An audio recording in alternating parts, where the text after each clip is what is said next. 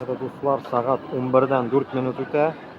Esenmisiz, sağmısız, amanmısız, yaxşımısız? Короче, мен аэропортта. Решил выйти на эфир. Потому что сколько дней хочу сделать эфир, а сегодня вот прям подзарядился, все мое джума. Ну, наверное, день пришел сделать эфир. Сижу в аэропорту, вот сзади прилет. Что написано Arrivals, да? Вот. Ну, ТикТок я не могу делать, потому что у меня батарейка жалко. Батарейки есть. То есть заряжаться тяжело. Вот. Время уже, кстати, 11. Вот эти должны были закрываться, они не закрываются. Сейчас я без палева буду показывать вам. Вот. Вот так буду показывать моментами. Что тут происходит, буду показывать вам. Вот так вот. Короче говоря, Дуслар, просто эфир, короче, хотел сделать, да. Я сейчас в данный момент, получается, в экшен ситуации, как говорится, живу сейчас в аэропорту, если так сказать, как у нас русские говорят, с вашими молитвами. Вот. Шундыгаль, Дуслар, блин. Но, как сестра мне сказала, зато в посадке и в окопе не гнию. Но зато сижу здесь. Альхамдулилля, да. Ну, а что поделаешь? Вот. И катаюсь, как говорится, по всему миру. И, грубо скажем, хуйней страдаю. Эшлерга бермилер, блядь, эшли башлыйсың, кидать етелер. Уборщик приехал, все, убирается, сейчас будет выметаться всех, выгонять будет. На 5 минут опоздал сегодня.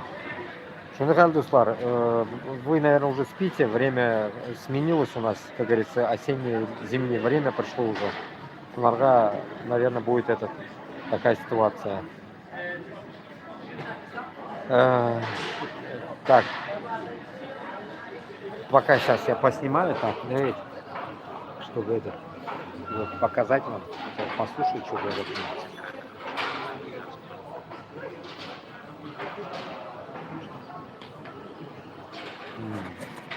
Да, это Укехон Ялзиапта говорит, надо, говорит, машину тебе взять, и можно будет, говорит, можно было бы с машиной передвигаться. А я передвигаюсь на велосипеде, сами понимаете, да? Шундыгаль, Дуслар, здесь что-то этот поддувает, аж этот нос закладывает, прохладно. Шулай. Люди тоже спят возле меня, короче, очень много людей бывает, потом они исчезнут, тишина будет. Вот сейчас вот этот бардак будет. Шундыгаль, чуть-чуть буду показывать вам, окей? Чтобы люди не заметили, буду показывать вот таким образом. Закрыл, надеюсь, видно. Короче, можно было бы погулять, конечно, но погулять палево. Видите, буду вот так снимать, я закрыл экран, потому что там на весь экран видно же все. Вот. Короче говоря, сижу, короче, веду везде разговоры обо всем. Сегодня тема эфира просто аэропорт. Просто аэропорт. И мы, говорит, 8 человек. Рахмат. 8 человек. Ну, новостей, что я увидел, я вам примерно рассказываю. Ну вот как раз на эфире хотел рассказать кое-какие моменты, которые я уж не стал описывать и дописывать. Вот. С чего начнем, Инда? Не знаю, с чего начать. Про Башкортостан, Татарстан, про Европу, про войну я ничего не знаю. Сейчас новости не смотрю, потому что на изи. Я живу на изи. Аккумулятор садится, мне надо подзаряжаться, постоянно вот это геморрой, короче. Пока в данный момент у меня ситуация такая. Ну, а так могу поговорить на разные темы. Если что, кому интересно, задавайте какие-то вопросы. Давайте будем обсуждать эти темы. Может, вы смотрели новости и так далее. И будем обсуждать об этом. Эти темы. Вот так вот. Ну, как я, помните, рассказывал, мои очки раздолбали. Это новые очки у меня. Новые очки, ну, они тоже уже, чуть не сломались недавно. Чуть не упал я, короче, на эскалаторе, когда поднимался в одной деревне. Эскалатор и подымался, и велик на меня покатился назад, я еле удержался, короче. И об очки, короче, вот так, короче. Сумка упала на меня. Аллаху шукр, очки не сломались, короче. Вот так вот. Новые очки чуть не раздолбал. И привет, дорогой друг. Салам алейкум. Яхши, альхамдулилля. Узиля, яхшимисла. Я отсюда, в данный момент из Брюсселя. Штаб-квартира ООН, НАТО, вот там. Имеется в виду рядом. Вот. Темы будем, что-нибудь вспоминать будем рассказывать обо всем. Да. Самое главное, что я последние сплетни, да расскажу я вам уж. Хотел рассказать последние сплетни. Короче, чувак, с которым я последний раз жил в хате, его родственник, получается, в последнее время да и вообще, изначально они так себя повели, получается, хозяин дома, который сдал мне, этот Степан, блядь, как бы себя повел, как будто он не при делах, и в то же время его родственники типа сделали свое дело. Они дожали меня, чтобы я уже ушел сам. Привели к этому. Ну, я с одной стороны и уже оплачивать не мог. Потом передумал оплачивать, передумал в долги влазить и понял, что мне надо валить оттуда. Лучше вон, альхамдулилля, я свалил, сухо, тепло, живу, нормально, никому ничего не плачу. Аллах ашкар, пока здесь. И суть в чем было там? Они включили систему свою, вот эту ебучую, блядь, нацистскую систему, я так понял. Они же поняли, что я откуда. А я понял, что они из Харькова. Самое интересное, моя тетя тоже из Харькова. Они тоже из Харькова. И в итоге, короче, напоследок хозяин типа написал там, типа, всего хорошего, туда-сюда, все хорошо у нас. Ладно, там хорошо доехать, ля-ля-ля-ля-ля, короче, вот так, короче. Ну, красиво попрощался. Это хитрый маневр, я считаю, это хитрый маневр. Дагестан, салам алейкум. Алга, Дагестан. Кстати, вот дагестанцы на днях мне помогали несколько раз. И вот этот Брюссель, чтобы мне доехать, дагестанцы мне купили билет. Никто не осмелился мне купить билет, а вот дагестанец решил мне купить билет. Спасибо дагестанскому человеку этому, Мухаммад Залузову. Вот. В итоге, что произошло? Я решил уехать из Парижа, потому что я не смог провести свой предполагаемый плов-пати. Я не смог себе приобрести казан, не смог договориться с людьми. Ну, короче говоря, полный беспредел у меня в жизни происходит. Я вообще, честно, первый раз в такой ситуации. После этого уезда, надоели эти шумы, не могу говорить, после уезда из России я, грубо скажем, становлюсь уже бомжом, грубо говоря. Можно сказать, уже бомж я. Почему? Потому что здесь везде эти хуесосы украинцы, блядь. Хуесосы украинцы, за которых я, блядь, топлю уже, блядь, эти, как приехал, блядь, 2 года, 3 года, да? За них я топлю, но эти хуесосы украинцы везде, блядь, пидорасы, заебали уже, везде, нахуй. Работа у них, блядь, все у них, блядь. И начинаешь с ними устраиваться, блядь, начинает кидать, блядь. Дома у них, блядь, все у них, блядь. Гондоны сраные, блядь. Ну, заебали меня, короче говоря. Заебали. Поэтому, исходя от этого, нахуй, мне они петушиться начали, блядь, в Фейсбуке сейчас. Наезжают в Фейсбуке, везде, блядь, спамят меня, блядь, заебали, короче. Поэтому рассказываю все изначально, что происходило. Кинули меня, блядь, первый раз в жизни, блядь, я в ахуе, блядь. Хохлы ебаные в Париже. Ути-пути такие красиво пели, блядь, старик с сыном, так сказать, блядь. В итоге сын обосрался, оплатил мне только 200 евро, блядь. Больше он не смог отдать. Жалко, потому что жалко ему, блядь, нахуй. За мой труд, блядь. Потом хуй с ним, ушел к другому, блядь. Тоже хохол ебаный, с Украины. Вроде нормальный, я думал, блядь. Но у него, блядь, зять какой-то ебаный с сестрой, блядь. Они меня заебали нахуй в хате, блядь. Главное, блядь, хохлы там живут нормально, и я хуёво. Потому что я чухнул, блядь, одну вещь, то, что я для них чурка, блядь. А они, понимаешь ли, пидорасы, ведут себя как русские. Ну, еще хуже нацики, блядь. Еще хуже, я даже, еще раз повторюсь, блядь. И начали выжимать из своего дома. У меня было оплачено. Уже мне мозг вынесли, они мозги ебли. Эти 20 дней я жил, как будто бы я в чем-то провинился. Срать нельзя, пердеть нельзя, писать нельзя, в туалет нельзя, блядь, та-та-та-па-та-та, блядь. Заебали. В итоге, короче, еле как я прожил эти 20 дней, блядь, где жил, знаете, трехэтажный дом в подвале. Они сделали комнату в подвале, блядь. Я в аху, блядь. Я даже в Узбекистане имел свой подвал, но никогда мы там не жили. Там в подвале лежат, блядь, кёмырхана. Уголь, блядь, уголь там, блядь. А они оборудовали его, блядь, под комнаты, блядь. До такой степени жаба душа пидорасы. Вот такие пидорасы. У меня, говорит, с первого дня же, когда я туда пришел, у меня, говорит, кредиты, дом, говорит, кредиты, мне надо платить. А сам живет 24 года, блядь, в Париже. У него дом в кредите. И надо, оказывается, платить. 7 детей. Христианин он, ебаный в рот. Пиздец, нахуй. Борода вот до яиц, нахуй, а толок, чё, блядь, толка нет, блядь. Я же всегда говорю, блядь, борода, не борода, толка нет. Если у тебя имана нету, ты чмо. Ты дерьмо.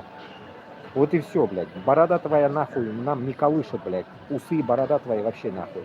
Ни в пизду, ни в армию. Поэтому, короче говоря, еле я отвязался. Потом, почему ушел от него? Он меня думает малаем сделать.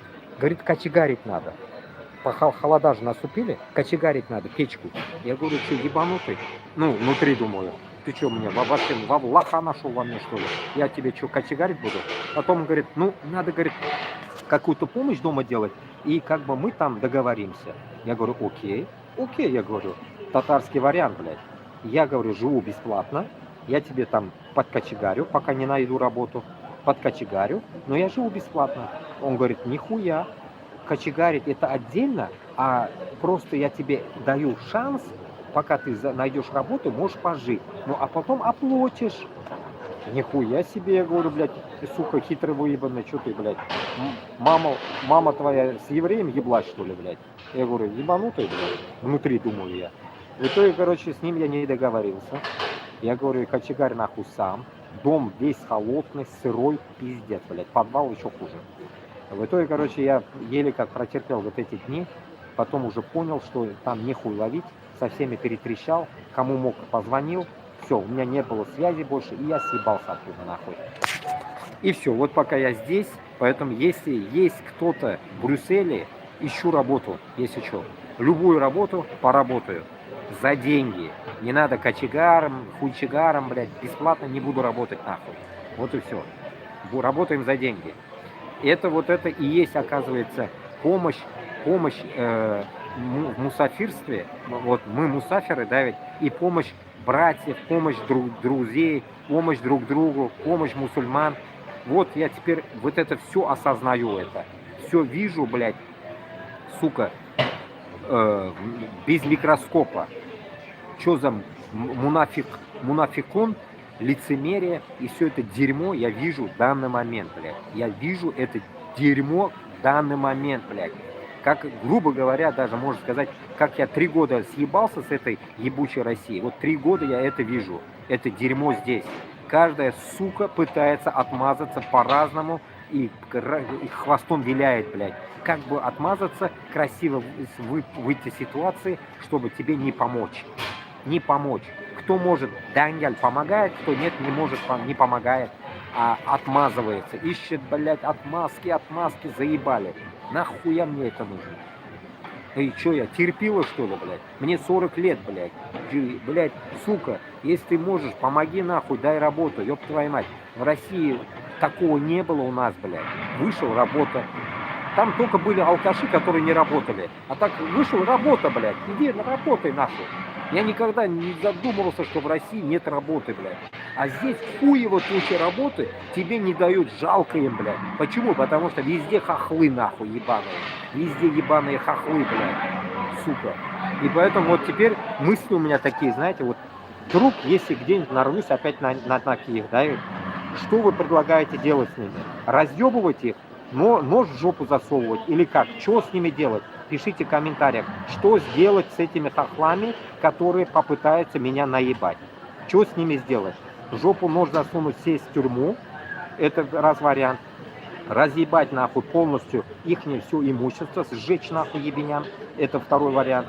Или просто нахуй в лоб ему нахуй садить нож нахуй, это третий вариант, блядь. Что скажете, что мы будем делать с этими пидорасами? С этими пидорасами, которые зазнались здесь, зазнались. Потом еще раз, одну вещь повторюсь уже в эфире. Короче говоря, я осознал одну хуйню на днях. Мне в голову пришла при разговоре в ТикТоке. Короче, оказывается, которые все съебались, вот это Игорька, отец же говорит, там же нечестная война идет, блядь. Но если нечестная война идет, Зеленский всех везет, блядь, в армию, нахуй, ведет всех, нахуй, упаковывает, нахуй, и идти против Москвы, блядь, или там защищать свою ебучую территорию, нахуй. Тогда, значит, кто сбежал, это тогда манкурты? Как вы? Что скажете, аудитория? Значит, получается, эти пидорасы, которые съебались, значит, это манкурты. Все хохлы ебаные, которые сюда съебались, это манкурты. А те, которые идут, блядь, туда, идут, получается, наши идут воевать, это, значит, наши манкурты, которые уничтожают этих ебучих хохлов. Получается так. Примерно так. Тут тоже вот люди стоят, что-то непонятно, чего они стоят, блядь. Такое чувство, как будто меня снимают, блядь, папарацци ебаная. И вот, видели, да? Вот, чуть движуха какая-то была, блядь, как будто на меня снимают меня, блядь. И вот, прикиньте, получается, кто съебался сюда, это манкурты, хохлы имеется в виду, потому что они бросили свою землю, съебались сюда, эти пидорасы, которые на меня наезжают, иди съебись, в Узбекистан мне пишут, я же загружал вам ТикТок, везде загружал вам комментарии. Иди себе в Узбекистан, вот сегодня тоже кто-то писал мне. Иди, говорит, пиздуй в Уфу свою, в Рашку свою. Вот так. Ну, они понимают, наверное, то, что я из России. Не знаю, блядь, где-то у меня, может, написано то, что я из России, блядь. И в итоге, короче, они меня нахуй посылают в Россию. Вот. Вот такая хуйня, блядь. Получается, значит, все, кто сюда приперся, сбежавшие манкурты, блядь, украинцы. А истинные патриоты, это внутри Украины, которые против Москвы воюют. Это раз. А наши манкурты идут их мочить, вот этих патриотов. А мы, получается, которые съебались, вот мы патриоты, нахуй. Понимаете смысл какой, блядь? Ебанутая математика, да? Но оно так и... Вот на моем опыте так получается, понимаете? Потому что, блядь, эти пидорасы не могут понять, что, блядь, сука, мы же за них топили, мы за них топим. Но сейчас у меня уже стало такое, эквивалент понизился топки, блядь. Эквивалент топки понизился. Почему? Один раз в Лиссабоне одного нациста, помните, я вам рассказывал. Потом вот здесь, нахуй, Игорь, блядь. Потом, блядь, второй Степан, блядь. 3 уже, да, комплект, нахуй. Потом вот здесь комментарий, да хуя, блядь. Ну вот, весь петушиный набор собрался. Весь, блядь, хохлядскую рожу свою они показали, что они нацики, нахуй. Они нацики. Не в том понимании нациков со стороны русских, а нацики тем, что они нас, блядь, как узбека, башкирта, татара, меня не признают. Вот в чем ихний нацизм, блядь. Понимаете? Не со стороны русских, блядь. То есть с русскими мы отдельно будем разговаривать. Это наши русские, блядь. А вот хохлы, это нихуя не наши, блядь. Нихуя не наши, блядь. Наши, блядь, в Башкортостане хохлы сидят. Они дома, если они не на войне. Они дома. А вот эти нихуя не наши, блядь. Особенно из Запада, блядь. Пидорасы западные. Особенно все западные здесь гниды, блядь. Съебались. Они хуй положили на Харьков. И съебались. Не хотят они за Харьков умирать, блядь.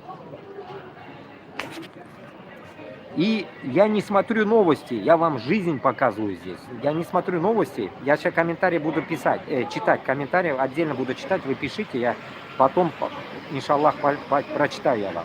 Поэтому я иду до конца, буду, блядь, всю правду рассказывать, все нахуй. Вот что творится со мной, все, вот что происходит со мной, все буду рассказывать, выкладывать все буду нахуй.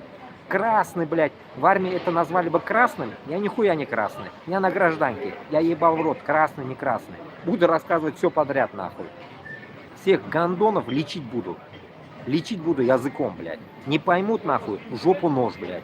Жопу нож это конкретно. Я уже сосредоточился. Вдруг выебнуться, в жопу нож, нахуй. Зря штык ножа нету. Он длиннее, хорошо зайдет, блядь. Ну, хоть каким, нахуй. Вот примерно так. Я дозрел до такой психоза, блядь, что они гниды, нахуй. Сидят там, блядь, где-то в Фейсбуке, начинают меня чмырить, блядь, в комментариях. Типа, блядь, я какой-то не такой, блядь. Ублюдки, блядь. Понаехали сюда, нахуй, и пытаются, блядь, присвоить Европу, блядь. Европа, понимаешь, ихняя. Да устали уже от хохлов все тут, блядь. Они заебали, нахуй, всех здесь, блядь. Их ненавидят здесь, блядь, на самом деле. Я пытался закрывать на это глаза. Скрывал, может, это я. Но на самом деле их ненавидят. Ненавидят их нахуй, блядь, здесь. Потом вторая сторона еще есть, блядь. Сторона, блядь, нахуй, узкожопых. Об этом давайте поговорим. Наша тема все-таки на узкожопую тему. Узкожопые тоже выебываются. Иногда вижу, блядь, в Фейсбуке. Узкожопые выебываются вот таким образом. Хули вы здесь сдались? Вот сегодня как раз с одной пидораской огрызался. В каком-то группе я написал одну вещь, что мне нужны, я говорю, документы. Похуй как. И наехали на меня. Я чувствую, что это баба, нахуй, не украинка, пишет мне. А пишет, блядь, нахуй, сука, узкожопая кто-то. И говорит, нахуй вы сдались здесь, говорит, блядь. Нидерланды наши. Ну, это так, в кавычках. Бельгия наша. Да вся Европа наша. Все наши, блядь. Все наши, блядь. В итоге, короче говоря, я понял одну вещь, что получается, блядь, им нельзя, блядь, пидорасам, нельзя здесь нам находиться, узбекам, башкортам, татарам, там, казахам и так далее, понимаешь? Когда мы затеваем речь о том, что мы хотим здесь жить, им не нравится, получается, они свою ебучую Россию жалели, хохлы, блядь, жалеют свою хохляндию сраную, а эти, блядь, нахуй, теперь Европу начали зажимать против нас, блядь. Это что за хуйня? И ни один, блядь, нахуй, и француз мне об этом не сказал. Ни один бельгиец, никто ничего мне не сказал об этом, чтобы я уебывал домой, блядь. А вот русские, нахуй, узкожопые сраные, блядь, командуют надо мной, блядь. Может, и хохлы так пишут. Тут не хуй поймешь же, кто сидит за кордоном, блядь, в комментариях.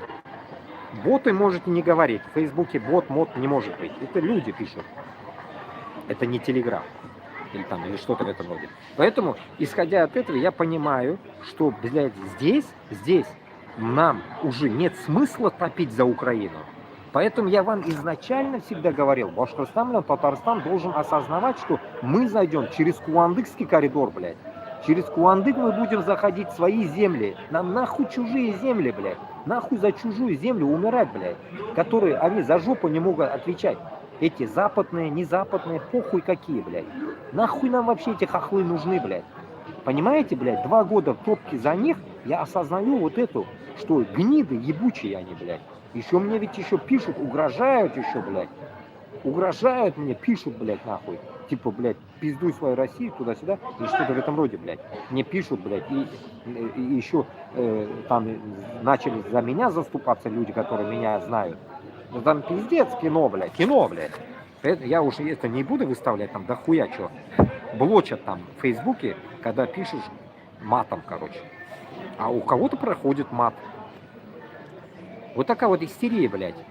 Полный хаос, дуслар. Поэтому призываю башкортларга, татарларга, блядь, остановиться топить за Украину, нахуй. Я призываю это конкретно, блядь.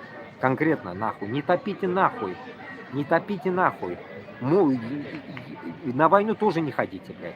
Просто хуй забейте. Просто скажите, моя хата с краю, блядь. Моя хата с краю, нахуй. Дагестан, Чечня тоже не ходите на войну, нахуй. Хуй забейте на них.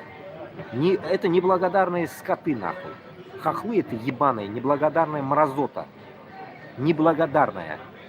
Короче, если этот YouTube меня не пропустит, то вы заходите все равно, как 18+, можете смотреть в дальнейшем. Распространяйте максимально везде. Везде распространите. Везде нахуй. Пусть до Зеленского дойдет.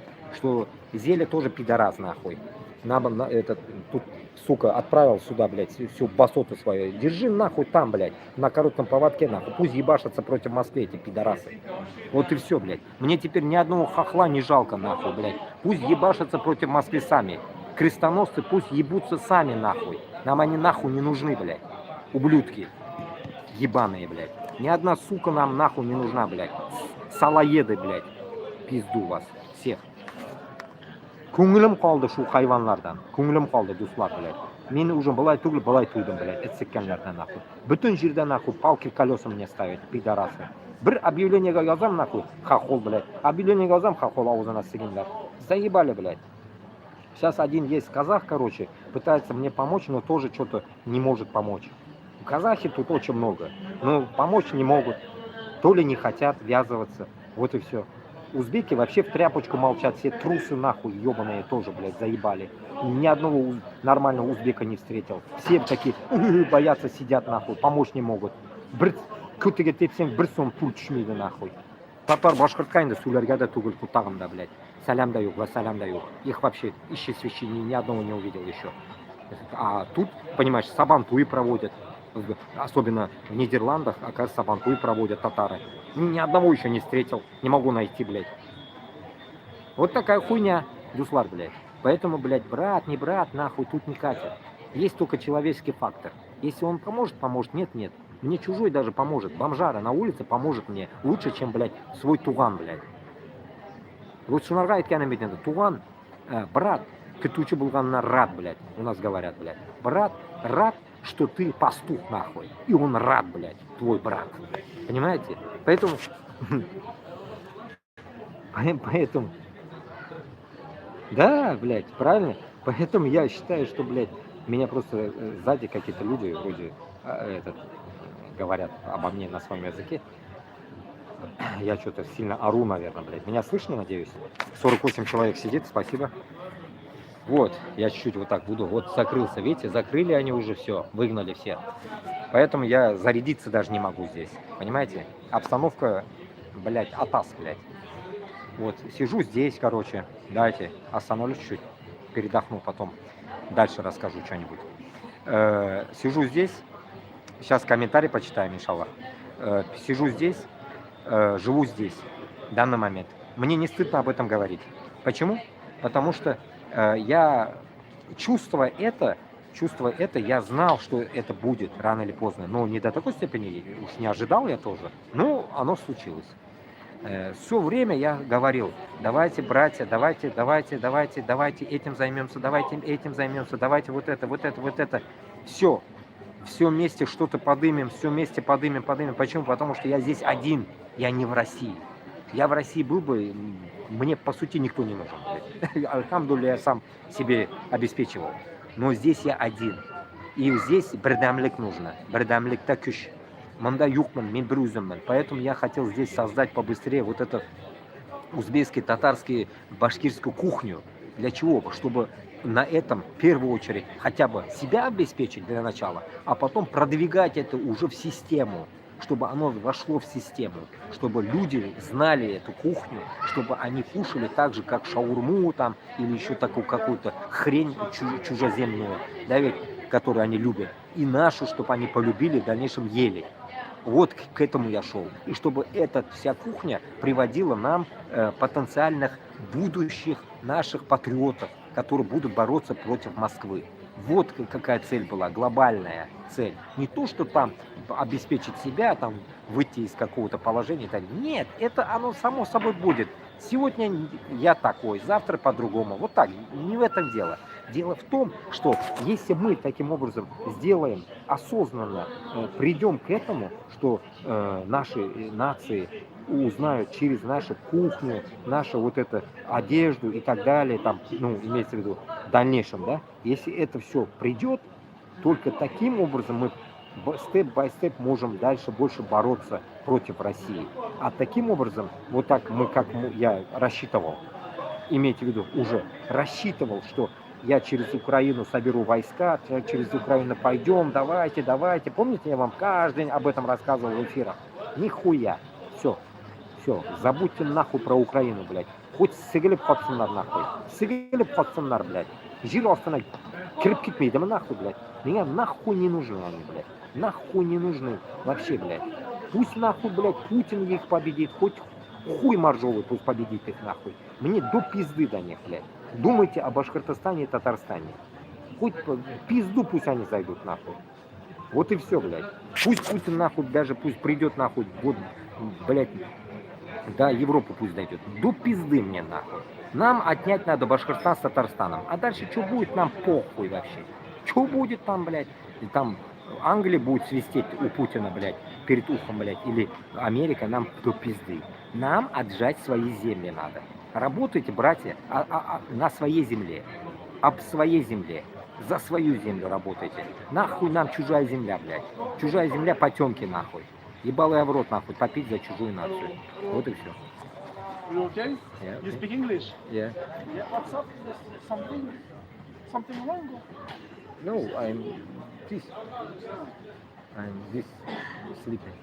Oh, okay. No, for us, no problem. You sleep here, okay? But don't film people, okay? No, I'm only me. Okay. Only, you, yeah, are, speaking. you are not filming someone else. Oh, no, No, no, okay, no, no, okay. no. It's okay. I'm эфир, It's okay. my приват эфир.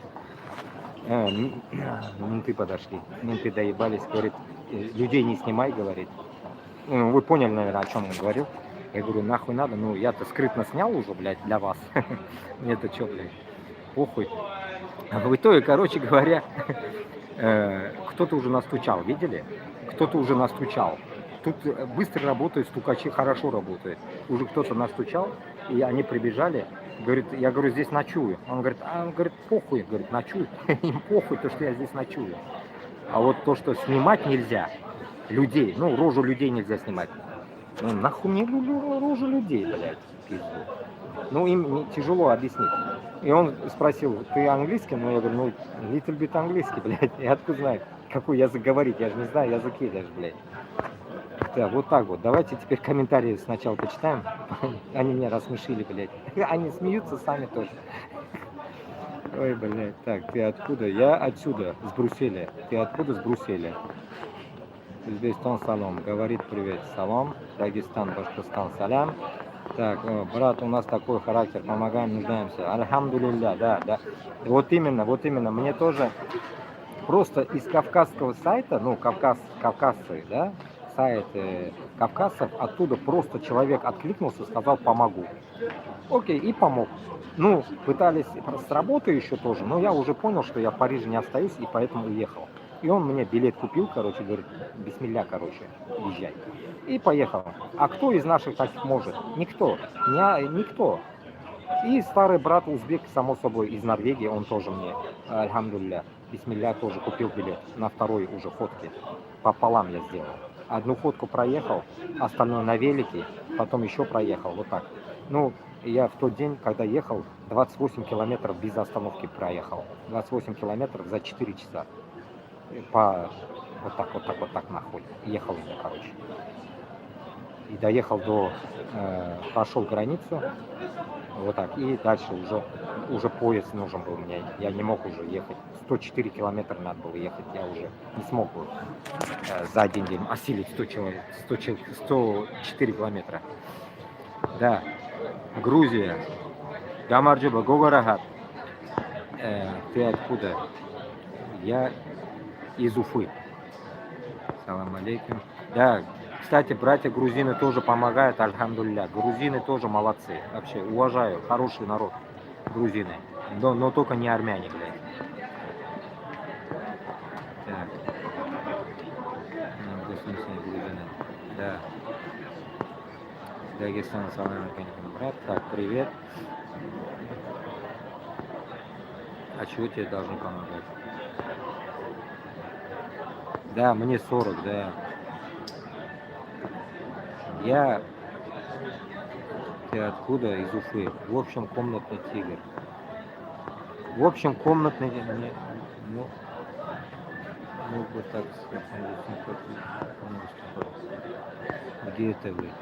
Я не комнатный тигр, я же вам говорю. Вот я в аэропорту. Просто людей нельзя снимать, сейчас сказали. Я вообще сейчас такой мыслью приехал сюда. Я сейчас в Брюсселе, НАТО тут рядом, ООН рядом. Я вообще хочу как-то выкарабкаться, куда-нибудь туда выступить. Мне плевать вообще на все. Я хочу выступить. Есть связи? Подтолкните меня в ООН, чтобы я выступил, уничтожить Путина. Я готов сейчас выйти на эфир, на большой эфир выйти готов. Ну, чуть-чуть, конечно, может, меня переоденут, а то больно в спортивном виде я сижу. Я сейчас готов выйти, сказать то, что и думаю, и как уничтожить Москву. Пока мы не уничтожим Москву, да ведь, ООН там и Европа, и Америка спать не будут спокойно, я вам говорю. Поэтому лучше их дело помогать нашим, именно как мы, борцам за свободу своих независимых республик. И Дагестан, и Чечня, и Башкортостан, Татарстан, за всех. Вот мы, понимаете, мы, если мне 40, если не мы, потом все сдохнем. Поймите, мы сдохнем, может, вот здесь по пути Аллаха, может, я умру завтра, я не знаю. Но после меня кто пойдет? Поэтому нам надо успеть сейчас, не завтра. И вот сейчас ночь у нас, да, ведь, вот без 20-12 здесь. Аэропорт не спит, гудит. Но я могу даже сейчас выехать. Скажут, я выезжаю, как говорится. Мне разницы нет, хоть куда. Где это вы? Я в Брюсселе. А молиться где хотим, а в России могут? Насчет молитвы, да. Альхамдулля, вот я уже вчера, сегодня молюсь, альхамдулля. Вот Джума сегодня помолился там. Нормально молюсь, вон в аэропорту молюсь, никто меня не прессованул еще. Вот так. Есть одни минусы, конечно, душа нету тут. Но это, наверное, я высокомерно сказал сейчас. А так все нормально. Вода есть. Россия вот именно не сила. Россия это нацизм. Украинцы самые сильные? Нет. Манкурты, которые сбежали сюда, вот объясню этому человеку, Жора, они не сильные. Они упавшие духом люди. Поэтому они сюда смотались. Понимаете? Как мне недавно один сказал, на днях, ждуны. Ждуны, когда там что-то произойдет, и они вернутся. Ну классно, да ведь? А до этого умрут, пол Украины умрет, а эти вернутся туда. Ждуны. Понимаете? Да, нет силы и мощи ни у кого, кроме Аллаха. Иншаллах, альхамдулилля. Так говорят неудачники.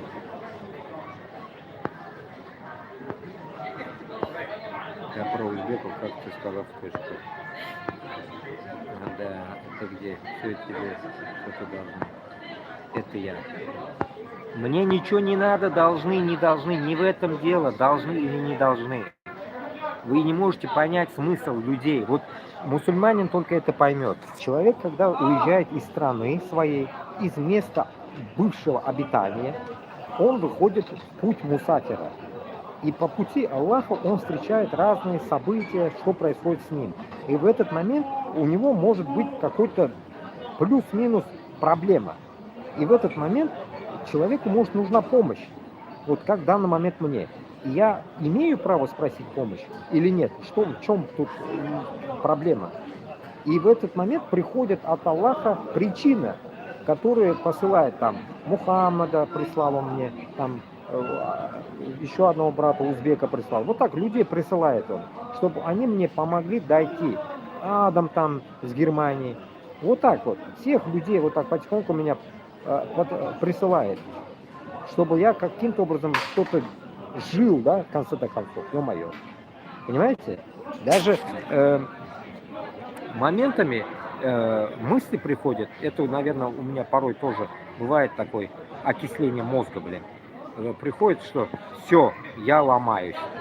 Бывает у меня такое тоже. Вы не думайте, что все мы железные. Я ломаюсь, думаю, все, у меня истерия начинается. В этот момент я не знаю, что делать. Бывает такой момент тоже. Потом еле как себя я прихожу и иду дальше. Вот такая тема тоже бывает.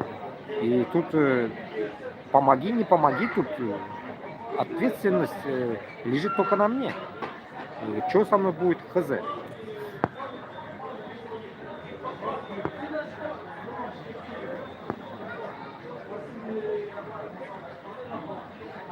На Россию он гонит. Забыл, кто тебя с рук кормил. Ой, блядь, вы меня кормили. Блядь, сука, блядь, я вам 1000 раз уже об этом говорил. Башкортостан и Татарстан кормят Москву. Не забываем, пидоры. Не забываем. Наши республики кормят вас, сука. Вот сегодня не зря я снимал, блядь, в ТикТоке везде или куда-то я закидывал, блядь, Лукойл. Лукойл вот здесь, блядь, в Брюсселе. Двойные стандарты. Что он тут делает, Лукойл здесь, блядь? Они, получается, сюда посылают нефть нашу, Татарстана и Башкортостана и так далее. Чечни и Дагестана. Нефть сюда идет. Потом они здесь крутят, покупают у него, деньги отдают Путину, и Путин бомбит хохлов. Нормальная тема, нормальная математика, да, ведь, блядь? Очень нормальная математика. Как на днях тоже, вот, кстати, насчет математики вспомнил. Как сейчас. Как один хохол, блядь, с хохлом как грызанулся я, блядь. Один хохол на 3500, на 4000 хочет, блядь, 200 стопов с человека. В день, если 200 стопов, то, оказывается, зарплата будет 3504 в Нидерландах. 200 стопов, объясняю, сам еле понял, это типа 200 доставок. 200 доставок за 3500 в день. Он ебанутый. Посчитайте 3500, я посчитал, калькуляция, 117 евро. Ну пусть будет 120. Делим на 200, по 60 копеек. Он хочет, чтобы одна доставка была 60 копеек. Он ненормальный. Даже в России, вот этой вашей матушке России, нет таких цен. Доставка 60 копеек. 60 рублей доставка. Они чокнулись. Минимум, блин, от 120 евро начинается доставка в России. Не на машине притом, на велике. А у него, блин, на машине 200 доставок за 3500. Вы рехнули, что ли? Короче, идиотизм. И вот это его разозлило, то, что я ему калькуляцию кинул, и пошло-поехало. На меня наехали, короче, туда-сюда, короче, начали меня там, грызть меня. Вот это хохлы. Что думаете, дураки, что ли, мы? Я порой думаю, блин, что хохлы думают они, что они математики. Если что, математик вышел с Узбекистана, не забывайте. Первый математик вышел с Узбекистана, если что. А не вы создали математику, придурки. А насчет России, это я. Забыл, вот я тебе ответил, нахуй ты. Путину хотя бы покров взять. Да хоть что, пусть берут, нахуй. Пусть переебитесь, нахуй, крестоносцы ебаные. Мне уже до фени, нахуй, до вас, блядь. До фени, блядь, нахуй. Пухуй мне, блядь. Я думать буду о Башкортостане и Татарстане теперь. Теперь эфиры будут только такие, блядь. Башкортостан, Татарстан. Ебал я в рот, даже новости не буду смотреть про Украину, нахуй. Хохлы ебаные, блядь. Чмырить я вас буду везде теперь, нахуй. Не как русские, блядь, а как мусульманин я вас буду ебашить, нахуй. В жопу нож. Имейте в виду.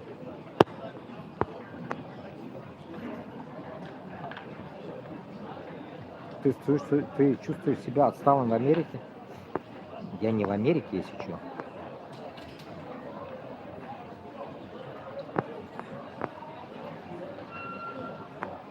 Ты материшься в стриме и упоминаешь имя Всевышнего, все нормально с тобой? Альхамдулилля, нормально со мной. Тами, наверное, ты первый раз сидишь на моем эфире. Заходи почаще, узнаешь меня поближе. Для тебя хороший человек, если он тебе что-то купил.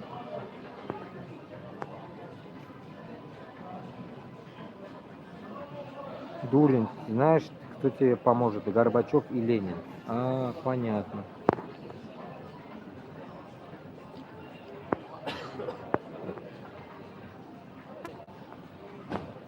Салям.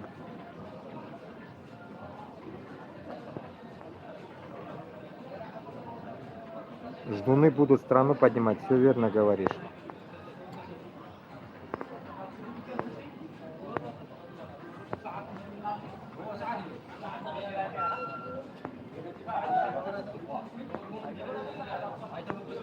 Опять метель, ясно все с ним. Да это кафир. Я кафир? Да ты кто? Релатонг Офаут.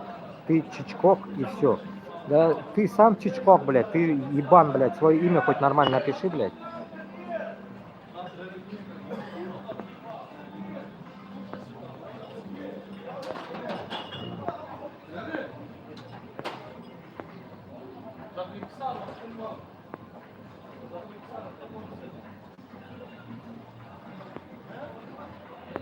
Да.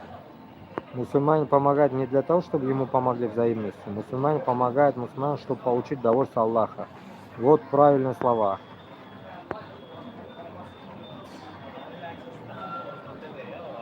Ну вот ему никто и не помогает. Ну потому что нет мусульман.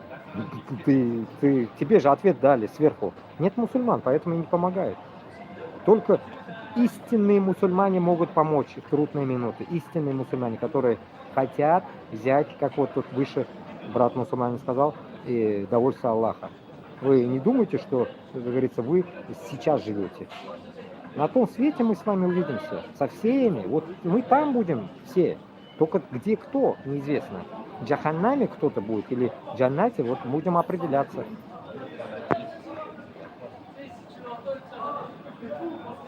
Да, ему помог дагестанец. Смотрю и вижу, без нужды попрошайка. Нет, Аллах согласен. Я не попрошайка. Я еще вот за все вот это время, да, ведь за все вот это время, как я с лагеря ушел, нигде не видел, чтобы за мной кто-то бы, или там кто-то, я стоял бы где-то что-то попрошайничал. Нет, у меня нет такого. Я по знакомым, по новым знакомым, только так. Я нигде не стою, там не попрошайничаю ни у кого ничего. А таких тут до хрена, если что. Весь Париж такой был, и так далее, и так далее.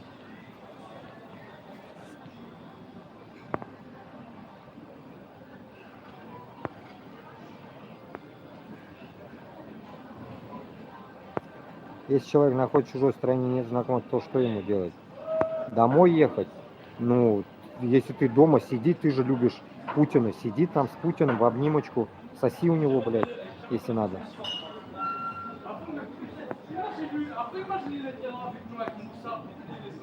И не жаловаться на весь мир. Я не жалуюсь, если что. Если тебе не интересно, иди нахуй отсюда с моего канала, блядь. Съебись, блядь. Нахуй сел тогда. Посиди, посмотреть, как дрочит Путин вас всех.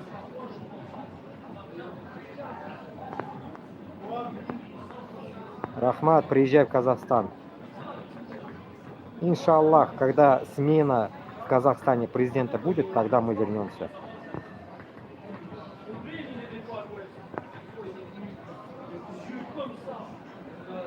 Объясни тогда, если с тобой все нормально, материться можно? Ну, у меня так, это заражение России. У меня это так, я уже всем это объяснял. Давай не будем.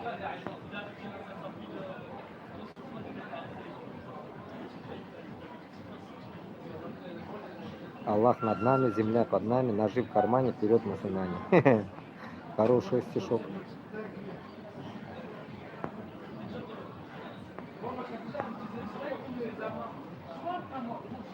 Просит только у своих. Альхамдулилля. Да, на самом деле, да. Прошу только, честно говоря, только у мусульман. Я еще что-то я не просил у русских там, или там у украинцев. Нихуя ничего не просил я.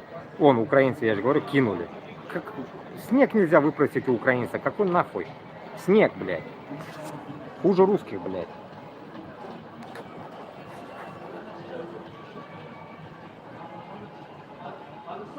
А Россия виновата, что ты сквернословишь. Да, 2 года армии. Побудь, блин, 2 года в армии, ты там, не то, что ты там выйдешь пиздец, блядь. Но у меня же написано, узбек, башкирт, татар написано же у меня на этом. Канал мой называется даже «Мои нации».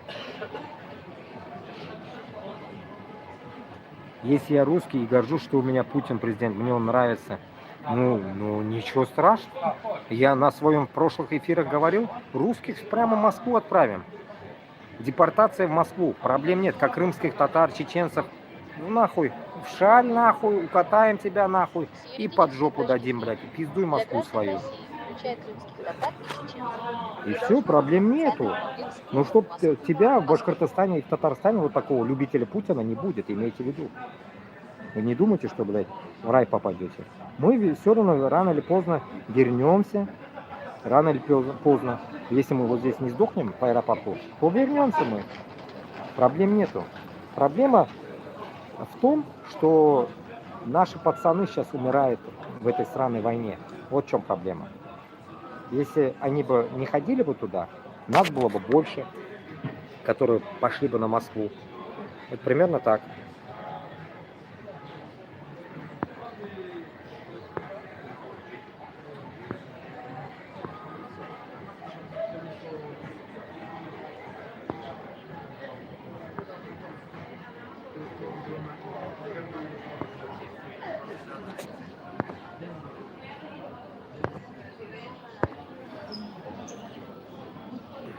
Вот так вот.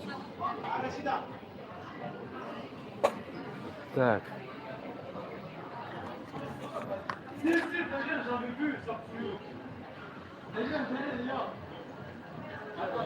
Но я же не снимал людей, да? Кто же мог меня стукануть, блядь? Я же не снимал, я же без палева снимал.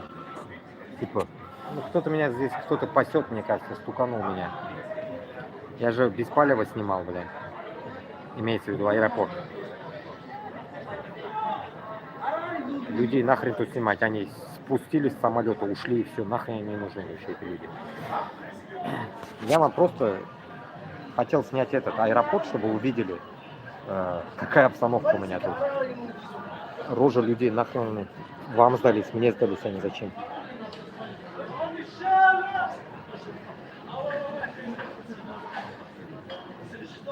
Так, а что тебе в своей стране сиделось? Ну, в армию заберут, что не сиделось? Нахуй мне убивать хохлов? Вот и все, что не сиделось. Вот поэтому я и дернул оттуда. Примерно так. Ладно, окей, я комментарии примерно дочитал.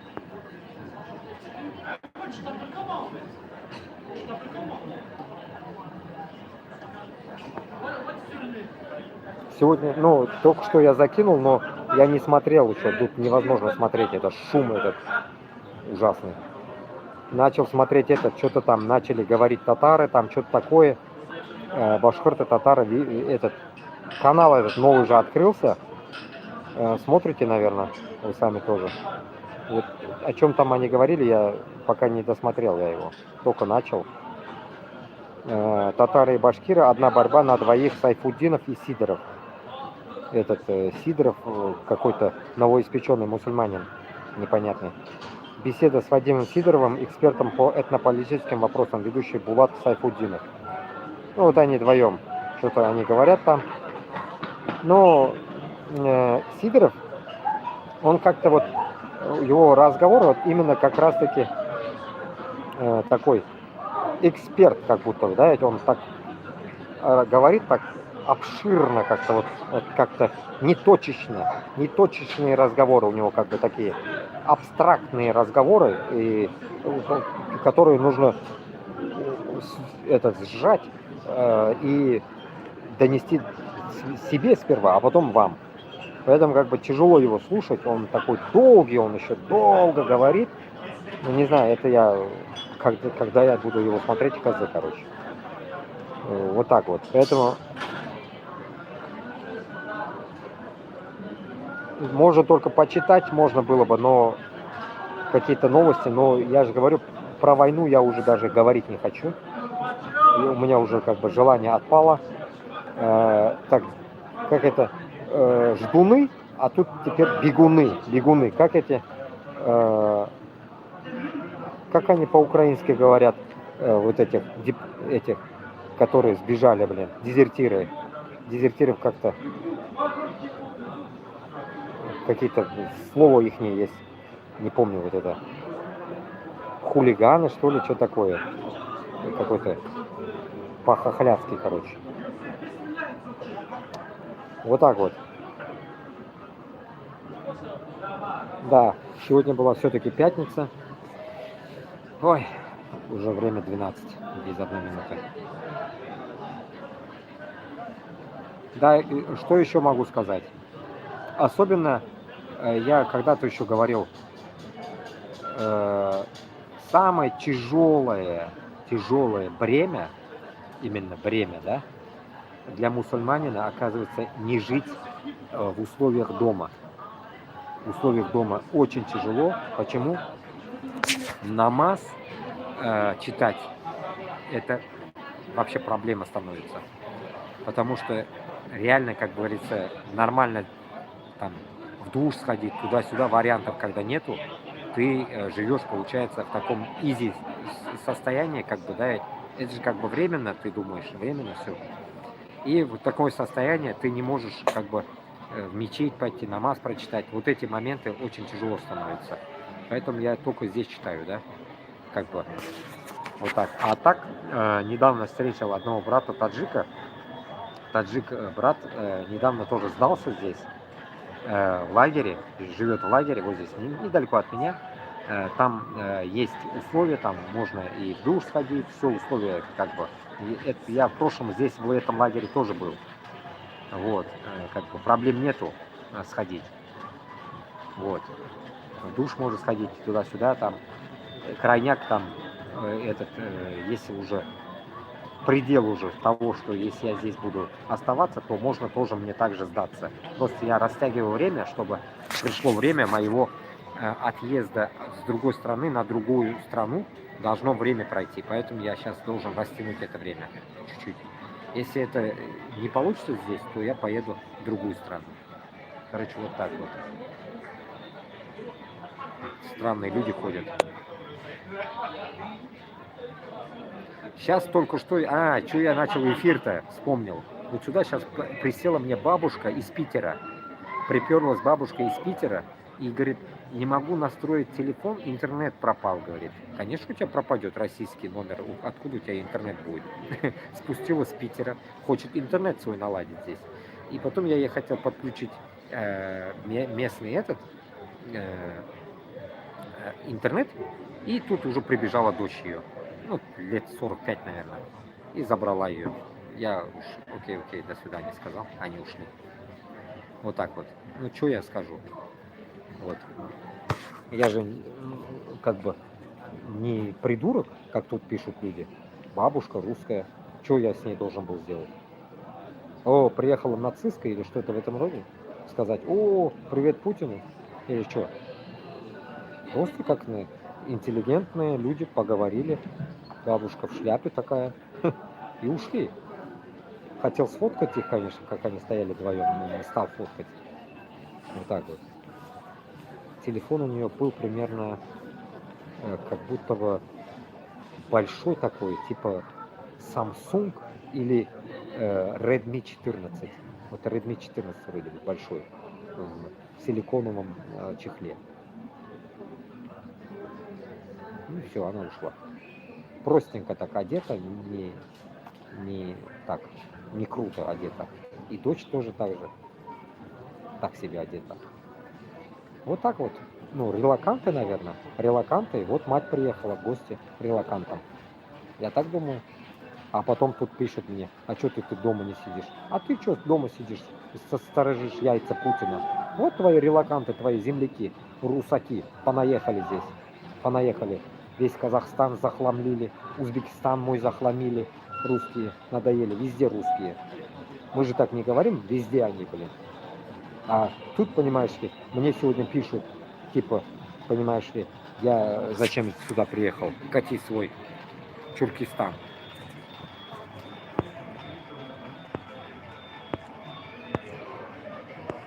Ухилянты, во, ухилянты, чертовы ухилянты, вот здесь, их до хрена этих ухилянтов. Ужас, блин. Мне кажется, даже больше релакантов их тут, потому что они прям такие угрозы мне писали, что как будто бы мы, говорит, здесь нас много, говорит, типа, везде на нас наткнешься на работу.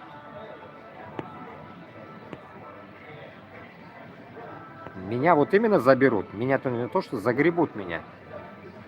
Я же 2 года служил. Из-за таких, как ты, у людей предвзятое отношение к мусульманам. Но не из-за того меня. Я с тебе тами. Не знаю, ты девушка или мужчина, я не знаю, как с кем обращаюсь. Короче, ты не видел, как тут арабы живут. И то, что я вот это я, альхамдулилля, нормальный. Ты не знаешь, что такое арабы. Ты не знаешь, что такое Испания.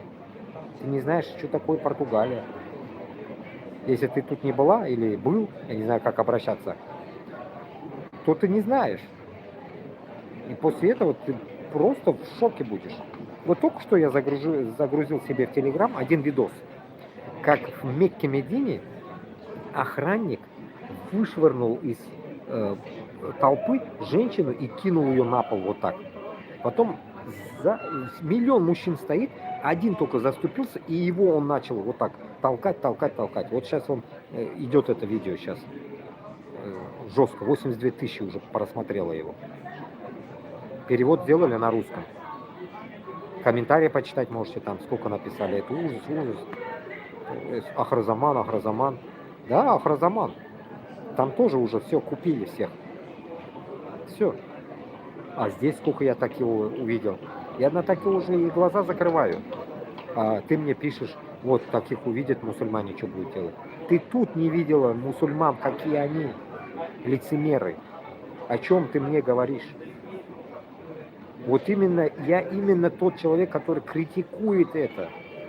Я избегаю этого. Стараюсь быть милостивым, милосердным. Кибр свой засунул я уж давно в жопу себе. Нигде я не выеживаюсь.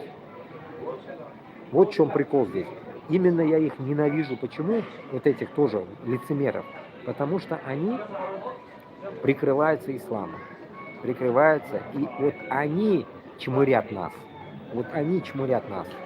Вот сейчас не могу показать, но показал бы. Вот со мной там лежат одни наркоманы. Кто по нации скажешь? Арабы. Все наркоманы конченые. На ногах не могут стоять. Поэтому как бы ты посмотри сперва Европу, что такое, а потом критикуй меня. Я, альхамдулилля, никогда не курил, пить в свое время пил, после отца остановил, все, не пью. С 27 лет не пью, мне 40. Альхамдулилля. Мне оно и не нужно было. Мы баловались всего лишь в России. Курить не курил никогда, потому что у меня отец тоже не курил. У нас это не принято вообще. В моей семье. Не у нас. Узбеки вон, анашут, дымят. Это у каждого свое. Поэтому я не курю, не пью. Я наоборот говорю, не пей, не кури. Всем вот это говорю. А то, что я матерюсь, это мое. За язык сам буду отвечать. Я говорю, по-арабски говоришь? Я говорю, нет. Тоже мужик араб подходил. Не знаю арабский. Ну, очень хочется знать. Вот так проснуться, уснуть, и хочется арабский знать. А то если бы я знал бы арабский, всех строил бы здесь. Всех арабов строил бы за их грешную жизнь. И мне не было бы стыдно. Просто с ними поговорить невозможно. Они на французском вот этом языке говорят, невозможно. Я ненавижу этот французский язык, оказывается. Не излюбил этот язык. Хорошо уехал нафиг. Лягушачий, на самом деле, лягушачий язык этот. Бла-бла-бла-бла-бла. Ужасный язык. Лучше говорить на английском, который нас учили с детства, английский, в школе. Лучше английский. Выучить его надо нормально, чтобы всем рот затыкать. Хочется тут тоже, многие тут выеживаются. Вы не видели, как они здесь выеживаются? Я пока достану переводчик, им начинаю говорить тяжело, и поэтому то, что знаю, я им говорю. Выскакивает норвежский, немецкий, английский, все вместе, русский, и я их крою трехслойным матом и ухожу. Когда на нет действует. Такое тоже бывает. Здесь дураков хватает. Я в тот день хотел эфир сделать, когда здесь крики были. Здесь постоянно каждые 5 минут приходят охранники, потому что орут между собой, делят там табуретки делят, жилье делают, спальню делят. Поэтому я от них ушел. Там у них спят они на полу. Я ушел от них. И нахрен я на полу буду спать. Я вот сижу, сидя вот так сплю, короче, вот здесь. И все. И мне не стыдно об этом говорить. На всю волю Аллаха. Сегодня я здесь, завтра Аллах алим, где я буду. Вот так вот. Сегодня на стульчике, завтра, может, на кровати буду спать. А может, послезавтра вообще в могиле буду. Кто его знает. Поэтому здесь вот опять охрана идет. Сейчас чуть-чуть вот так посидим, чтобы они не подходили ко мне. Давайте почитаем комментарии пока. Такси, так, ты не суди по людей, возьми, прочитай Коран, узнаешь суть ислама. Там, да, ухилянка, да. Даже на улице мусульманам в Москве, где всего 4 мечети, не дают прочитать намаз. Тогда возникает вопрос, а где мусульман молиться? Вот именно, в России вот это и есть. Вот это и есть. Я же в Москве прожил, как с армии пришел. С 2007 начала года, с января 2007 года я жил в Москве. Всю жизнь, грубо говоря, вот эту. В Москве. И в мечеть, я как помню, всегда все мусульмане молились на земле, на улице. Снег, дождь, всегда стояли. И последнее, то, что меня убило, я возненавидел, вот ненавижу Москву тому, что я сколько прошел Европу до этого, и менты проходят с собаками. Собака проходит, с намордник собака. Не буду снимать, нафиг опять кто-нибудь меня стуканет. Короче, 3 мента прошли. Ну, шманают. А в России давно бы меня вышвырнули бы. Где в Шереметьево, Домодедово и Внуково ночью ночевать можно? Где? Нигде ночевать нельзя. Вышвырнут давно. А здесь ночуют. Бомжи ночуют. Ну, я тоже бомж, конечно. Ну, они бомжей меня. Я новичок. И вот, мечеть, когда зашел я, меня проверяли и автоматами стоят. Вот это мечеть центральная, проспект Мира в Москве. И автоматами проверяют. Стоят. После этого мин гарляндом. Ну, гарляндом это по-русски, не знаю, как будет. Ну, просто офигел, но это не так переводится, это другое слово. От стыда сдох. Примерно, может, так будет выражение. От стыда сдох, что я, так сказать, в свое время, тогда я еще говорил, в своей России, через ментов прохожу мечеть. Мы что, униженные? Мы конченые, да? В своей земле, на своей земле мы через ментов охраны проходим мечеть. Я нигде не видел в Европе, в разных мечетях был, альхамдулилля, и в Германии, и в Норвегии, нигде не видел ментов возле мечети. В джума намаз люди идут в мечеть читать намаз, мусульмане. Менты тоже идут с нами читать намаз. Было такие тоже, видел. Но никто не стоит с оружием и не пасет тебя, и не перекрывает периметр, чтобы ты помолился. Никому ты не нужен. Пятница для них как обычный день. Кто-то идет на работу, кто-то в мечеть, кто-то в церковь. Все. А у нас что? Устраивается шоу. Провести этот пятничный день. А я же в Бутово жил, понимаете? Что такое Бутово? А Бутово это конченное место, раньше считалось. Вот я оттуда. И вот в Бутово была наша мечеть. Не так сказать. Последняя мечеть, в которую я ходил. В коттеджном поселке. Ну, коттеджи там. А там постоянно соседи жаловались. Эти русаки жаловались. Мозги делали. Невозможно было читать. Постоянно машину так не ставь, уберите машину. Да, жалоба, жалоба, жалоба. Невозможно было проводить молельный день. Нам читали где-то полчаса только лекцию, чтобы мы правильно парковались, жалоба упала, ругали нас, ла-ла-ла. Вот этот мулла наш, молодой тоже там, не помню как зовут. Короче, он, Марат вроде, Марат мулла. Вот, нижегородский татарин. И вот, и чё? Потом выходишь, как будто ты виновный оттуда. Заходишь виновным, выходишь виновным. Вот зачем это надо в мечети? Здесь нет такого. Никто тебя не притесняет. Вот это и есть. Почему я хочу независимость Башкортостана с Татарстаном? Не хочу притеснения. Не хочу, чтобы я ходил в мечеть московскую. Я не хочу туда ходить больше. Я хочу Башкортостан, значит, вот Аль-Рахим, когда достроится, не знаю, мы потом еще новый построим, иншаллах. Хороший, большой. Чтобы туда влазил, все народы влазили туда. Огромную мечеть будем строить. По всему Башкортостану с Татарстаном. А он у нас будет огромный. Поэтому и в Перми, и везде будет у нас, и в Коме, везде будут мечети. Везде.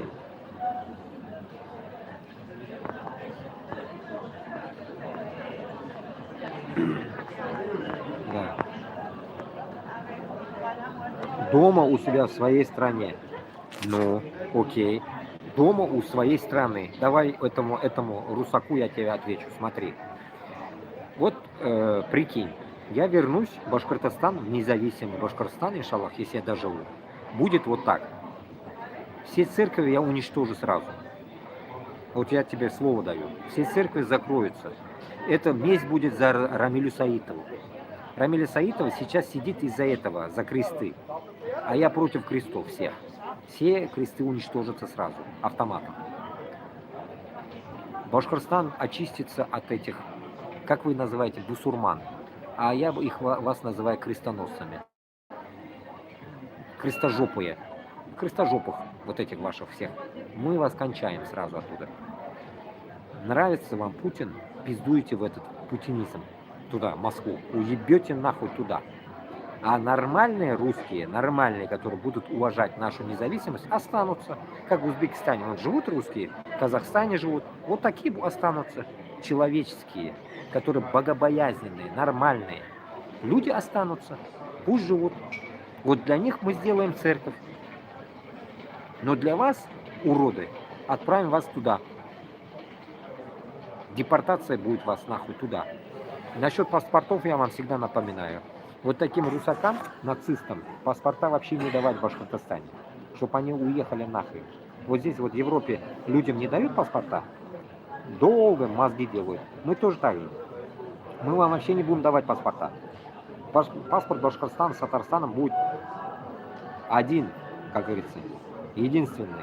Вот он будет даваться только тем истинным патриотам, которые хотят жить и, как говорится, говорить гимн, петь гимн наш, и независимость у него во рту должна выходить постоянно, что мы достойны этой независимости. Если нет, нахрен, вы не нужны нам, лишний геморрой. Вот и все. Я так считаю. И еще мы также манкуртов своих также будем депортировать к чертям собачьим. Нам не нужны такие башкирты, татары, которые топят за Россию сейчас. А вы тоже нам не нужны. Или вас на каторгу отправим куда-нибудь, строить новый Башкортостан. Перем там и так далее. Будет до конца, до морей, до океана будет этот Башкортостан. Там надо будет строить все, новые города и так далее. Вот туда мы вас будем отправлять. По-другому никак. Наказывать будем вас всех, если вы не будете подчиняться будущему независимому Башкортостану с Татарстаном. Только так. Другого варианта нет вам.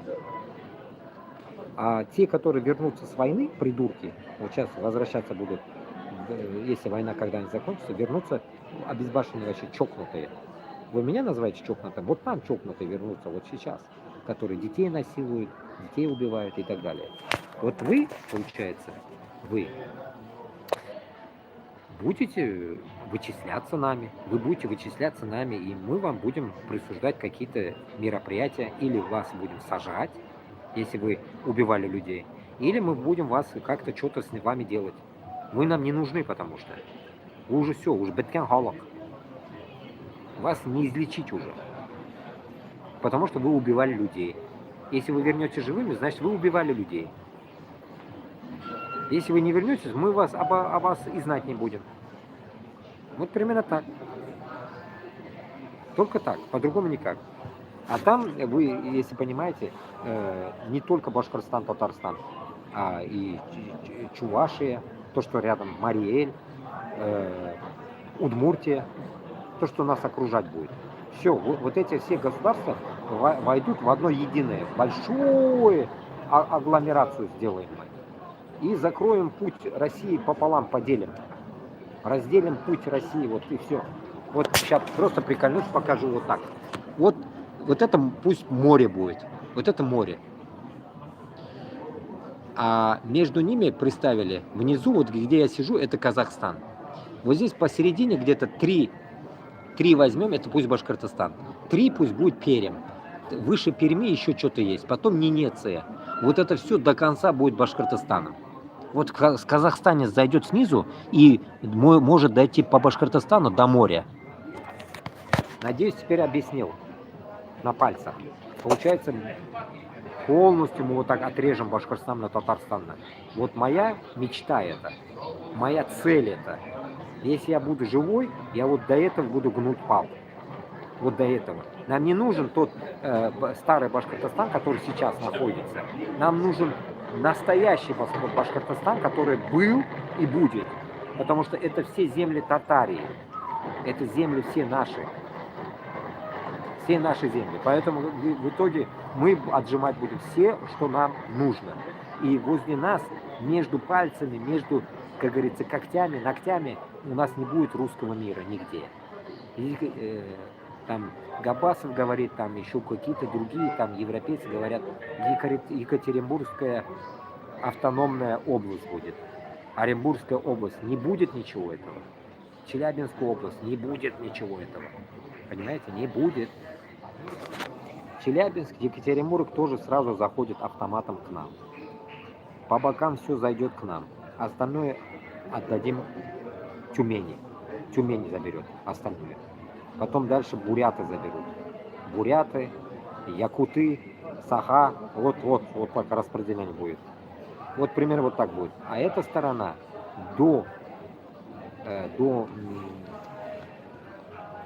Воронежа, будет примерно, могут и больше, будет Кавказ. Но я это всегда напоминаю. Просто я как понял, вы тут новенькие сидите, не можете понять, в чем суть. До Воронежа будет Кавказ. Там они как хотят будут делить, это не наше дело будет. Но наше дело будет только тогда, когда мы будем из Башкортостана ехать в Европу, у нас должна быть дорога открыта. И Кавказ захочет в нашу сторону ехать в сторону Японии, у нас тоже будет им дорога открыта. Никакие пошлины, мошлины, ничего не будет между нами. Кавказ и шелковый путь до Японии будет открыто. Вниз Казахстан будет открыто. Поэтому, когда эти русаки говорят о том, что у нас не будет границ, вы ошибаетесь. Вот именно, у вас не будет границ. Вы нам будете потом дань платить, чтобы проехать в Японию. Вам придется вот так нас обгонять, не знаю, как будете лететь. Вам надо будет лететь сначала в Африку, потом с Африки вниз будете ехать куда-нибудь, если захотите попасть в другую страну. Ну, если захотите, вот так будет. Но через нас вы никогда не пролетите. Особенно через Башкортостан с Татарстаном никогда не пролетите. Насчет атомной ядерки. Это мы будем разделять не между Москвой. Это мы будем разделять между республиками. Каждому по одной бомбочке отдадим. Каждому по одной и установку каждому. Вот сколько там есть в запасе, все разделим между регионами, которые сейчас называются регионами. Но потом они будут независимыми странами. Вот мы между нами разделим. Начиная с Крыма, Крым и так далее. Пошло-поехало. Насчет Крыма. Короче, теперь, после того, как хохлы вот эту всю тему я понял, теперь Крым не будет украинским. Когда-то я говорил вам, Крым будет украинским. Нихуя. Крым будет Крымом. Украина пусть нахуй сама живет, как хочет. Вот и все. Крым будет Крымом, Кавказ будет Кавказом, Татарстан Татарстаном. Вот так будет. Крымская страна будет. Страна Крымов. Татарских Крымов. Крым Татар Иле будет. Иле называться будет. Крым Татар Иле. А бізде Татар Иле была. Башкорт Иле, Мариэль, так и так, Мары или, Чуваш или, будет вот так, Иль. Иль это страна на нашем языке, вот так и будет. И никто не будет претендовать, ни Турция, ни Украина. Сосать будете нахуй. Вот и все. За крымских татар будем стоять мы, Татарстан с Башкортостаном. А они наши братья. У меня 2 зятя, при том еще, у меня племянники крымские татары. Так что у меня и хохлы есть, конечно, родственники. Короче говоря, бардак конкретно тут. Но Крым будет отдельно теперь, потому что вы, хохлы ебучие, не можете, блядь, нахуй себя вести правильно. Вот и все. Лучше пусть отдельно живут. А мы их обеспечим. И зерном, и едой, и так далее. Проблем нет. Крым не сдохнет сам. А если воду будете перекрывать, будете, мы вам, блядь, нахуй газ будем перекрывать. Поэтому, как говорится, это мы уже договоримся после Путина. Поэтому так что вот так примерно будет. Поэтому я считаю, что Сахи, грубо говоря, с Японии до Варшавы путь будет открыт. Никакого застоя, постоя не должно быть. Путь будет просто тупо открыт. Потом договор, нужно будет еще вот эта новая тема, договор с Европой. Нужно будет заключать договор с Европой. Если когда мы очистим всю эту шваль, блядь, от русаков, дорога когда откроется, нужно будет договориться именно тем республикам, которые отойдут от русских, договориться с Европой, чтобы у нас беспошлинная территория была. Чтобы мы из Башкортостана в Европу шли беспошлины, товар шел, и отсюда туда тоже беспошлины будет идти. Также и из Ичкерии, из Дагестана то же самое. Пошлины нам не нужны с Европы. А с Америкой, дорожные расходы. А пошлина Европы нам нахрен не нужна. Пусть будет цена той, которая привезется. Расход на дорогу всего лишь. Вот и все. Расход на дорогу, а государство не должно с него брать. Государство будет брать с налога, с прибыли того, что они привезут. Вот, допустим, с Узбекистана Башкортостан привезет, мы пошлину не будем брать у узбеков. Узбеки также не будут брать с нашего меда пошлину, допустим, если мы загонять будем в Башкортостан медом или дерево загонять будем в Узбекистан. Пошлины не должны быть никакие. Зашел, вышел, двери открыты. Никакого пошлинного действия, не говоря о том, что виза и так далее, ничего не будет. С Европой у нас будет зеленый свет, с Казахстаном зеленый свет, разговор будет только с Китаем. Если Китай захочет зеленый свет, будет тоже зеленый свет. Вот примерно вот так у нас должно быть, понимаете? Вот так. Человеческие отношения. И я здесь тоже это наблюдаю. Я здесь ищу эти человеческие отношения, но их тут нету. Не везде попадаю я в это. Не везде. Но все равно нельзя унывать. Оно тоже здесь почему исчезло? Потому что они неправильно ведут себя. Ихняя тема то, что они очень много завезли этих беженцев, и они не смогли урегулировать систему ихнего пребывания здесь. Поэтому они сейчас пожинают свои ебучие плоды. Почему? Потому что они изначально должны были помогать не жильем и с деньгами, а жильем и с работой. Никаких нахуй денег им не нужно было давать. Они приучили их к халяве. Вот и все. И этот разговор тоже, если будет возникать, я уж давно, лет 10 хочу об этом поговорить с ними. Когда еще в Норвегии я жил, хочу сказать, что халяву не надо давать людям. Дай ты сразу эту долбанную бумагу рабочую, и пусть люди работают по-человечески. Не нужно из людей сделать обезьян, нерабочих. Вот примерно так. У них система кукушная, тоже неправильная. И они могут мне сказать потом, а как ты ответишь им, что они без работы, местному населению работы нету, и они припрутся, какие-то неучи, язык не знают туда-сюда. Я им отвечаю, у тебя столько дыр не залатаешь в жизни, чтобы рабочие нужны. Там язык нахуй не нужен. Полы драить, язык не нужен. Где-то на заводе работать, язык не нужен. Если ему хочется жить и добывать хлеб, он будет учить. А то, что ты заставляешь ему, платишь деньги и иди учиться, он не будет это делать. А ты сделай так, чтобы он нуждался. А значит, нужно сделать как? Забрать деньги, отдать работать. Вот так вот. Нужно забрать хлеб и дать лопату. И я не призываю это. Люди могут сказать, ой, они же не смогут туда-сюда, там с детьми женщины придут туда-сюда. Но вот именно фильтрация. Для чего фильтрация? Допустим, фильтрация она такая.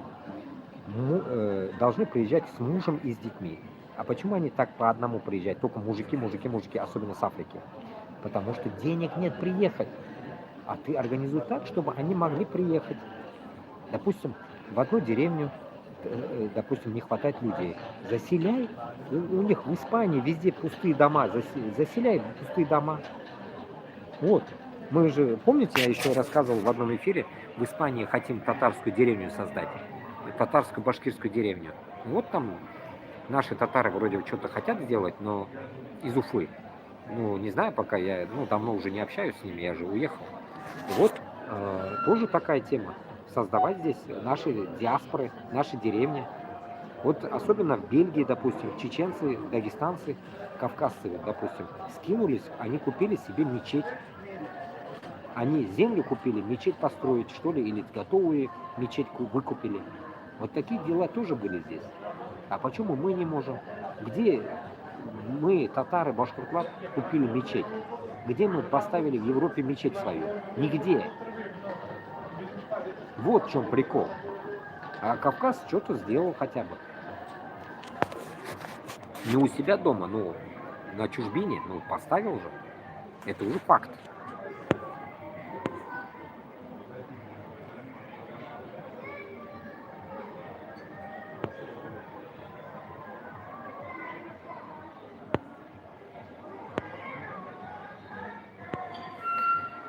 Вот так вот.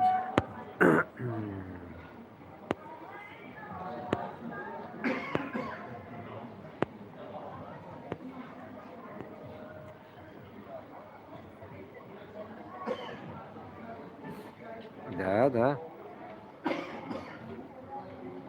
Российская власть намеренно не дает строить мечети в Москве. Вон, когда Путина заново избрали президента, в Московской области разрушили 2 мечети. Вот. Вот как раз-таки Бутово, когда нам должны были дать место под мечеть, в Бутово, напротив нашего коттеджа, мечеть, куда мы молельную комнату называем, это не мечеть, молельную комнату ходили, напротив, они дали кому? Армянам построить Григорианскую церковь. Армянам дали это место. Мечеть должна была там быть. Армянам дали. Не знаешь сейчас, что там?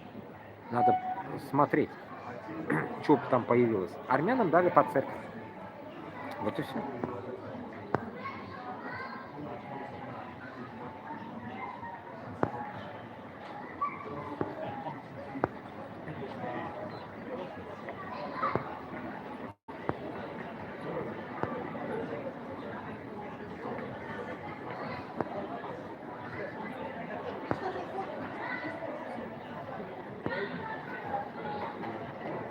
Судя по твоим рассказам, в Европе лучше. Ну, конечно, лучше. Я о чем говорю вам, 2 года об этом я говорю. Сравнивать нужно. Я это 100 лет уже говорил об этом, постоянно говорил, но эфиры не вел раньше. Допустим, могу пример привести. Почему лучше Европа? Ну, наши дебилы. Именно пока будем говорить в России. 2015 год. Живу я на острове, как на острове, в Норвегии. И там строят асфальт. Как строят асфальт? Допустим, промежуток 1 километр. 500 метров, давайте так скажем. 500 метров. 500 метров промежуток. Они выкопали ночью. Мы все проехали, а я ночью шататься любил, кататься на велике. Потому что остров маленький. Лафатен, Лафатенские острова. И получается, ночью они выкопали 500 метров, и у них задача, допустим, в 12 ночи начали, и до 5 утра закончить. Все, 500 метров они закончили, утром встаешь, уже машины едут, никаких заграждений, ничего нет. Это раз. Теперь косяк наш. А у нас что? Выкопали пол Москвы и все. 3 года строят. Калужское шоссе, Варшавское шоссе, второстепенки вот эти, вспомогательные, Собянин, дебил, тоже 10 лет строили. Анина, Янгеля, сдохнуть нужно, мосты вот эти. Все круто, классно, да, но только в Москве. А в Башкортостане, в Татарстане, в Дагестане, в Чечне, вы видели вообще дороги какие? Ужас. Ужас. Но зато мы кормим Москву, а нас никто не кормит. Мы должны в колдобинах жить, как в древнем мире. А Москва по асфальту ездит. Чуть не по золотому асфальту. Потому что армяне его меняют каждый месяц. Потом. Второе. У нас эти же армяне, шайтаны, делают вот эти асфальты. Ужасные. Вот так, колея сразу. А в Норвегии как делают? В Норвегии делают сэндвич-панели, я их называю. Сэндвичем. Слой, потом тряпочка слой, сетка слой, еще слой, что-то слой, потом асфальт, после асфальта еще тонкий, снова еще асфальт. В итоге асфальт получается у них вот такой, минимум 10-20 сантиметров только асфальта. Понимаете? Конечно, он потом вот так гармошкой через месяц не будет. И вот он будет стоять у них там, год-два будет стоять. Они не думают об этом. А у нас отмывает. Зачем вечный асфальт? Надо менять. Каждый раз деньги надо вытаскивать с бюджета. Это армянская логика. Вот и все. Понимаете, смысл какой? Поэтому Башкортостан с Татарстаном в первую очередь избавиться от коррупции. В первую очередь мы должны будем уничтожить коррупцию. Только таким образом мы сможем чего-то добиться. Это само собой. Если мы уничтожим Москву, коррупция закончится сразу, автоматом. Всякие Хабировы, Минихановы исчезнут сразу. Сразу потеряются. Вот так вот. Вот такие дела. Так, полиция для твоей же безопасности. А что меня спасать здесь? Тут нету таких гопстопсников спасать меня. Альхамдулилля, нет тут такого беспредела. Вот в Испании было. В Испании вообще дебилизм. Оставишь что-нибудь, украли сразу за 5 секунд. Сам отвечаешь на свои вопросы, да. Вспомнил один момент, когда мент стоял у входа с огромным фотоаппаратом и сфотографировал лицо каждого мусульманина. Видимо, искали бородатого ваххабита, чтобы оставить в учет. Кстати, насчет мечети вот этого главного. Я после один раз пошел, второй раз уже я не пошел, помню. Заходишь, и там на каждом шагу, даже где не нужно, камера. Я был в шоке. Зачем? Ну, вот этот проспект Мира в Москве, камера. Я был в шоке. Зачем камера? При выходе, входе, заходе, походе, сидишь, камера. Ты я не знаю, под наркозом как будто бы. Ты в колбе, какой-то колбе, пока ты читаешь намаз. Нас не Аллах наблюдает, а люди нас наблюдают за камерами. Зачем? Я вообще в шоке был. И потом самое главное, оно и здесь есть. Самое главное, говорят, это для твоей безопасности. Ну, чтобы кто-нибудь не взорвал. Если взорвет, то уже нам не нужно ни камера, ничего. Взорвут нас. Зачем нам камера? Чтобы ты запечатлел, как нас взорвали?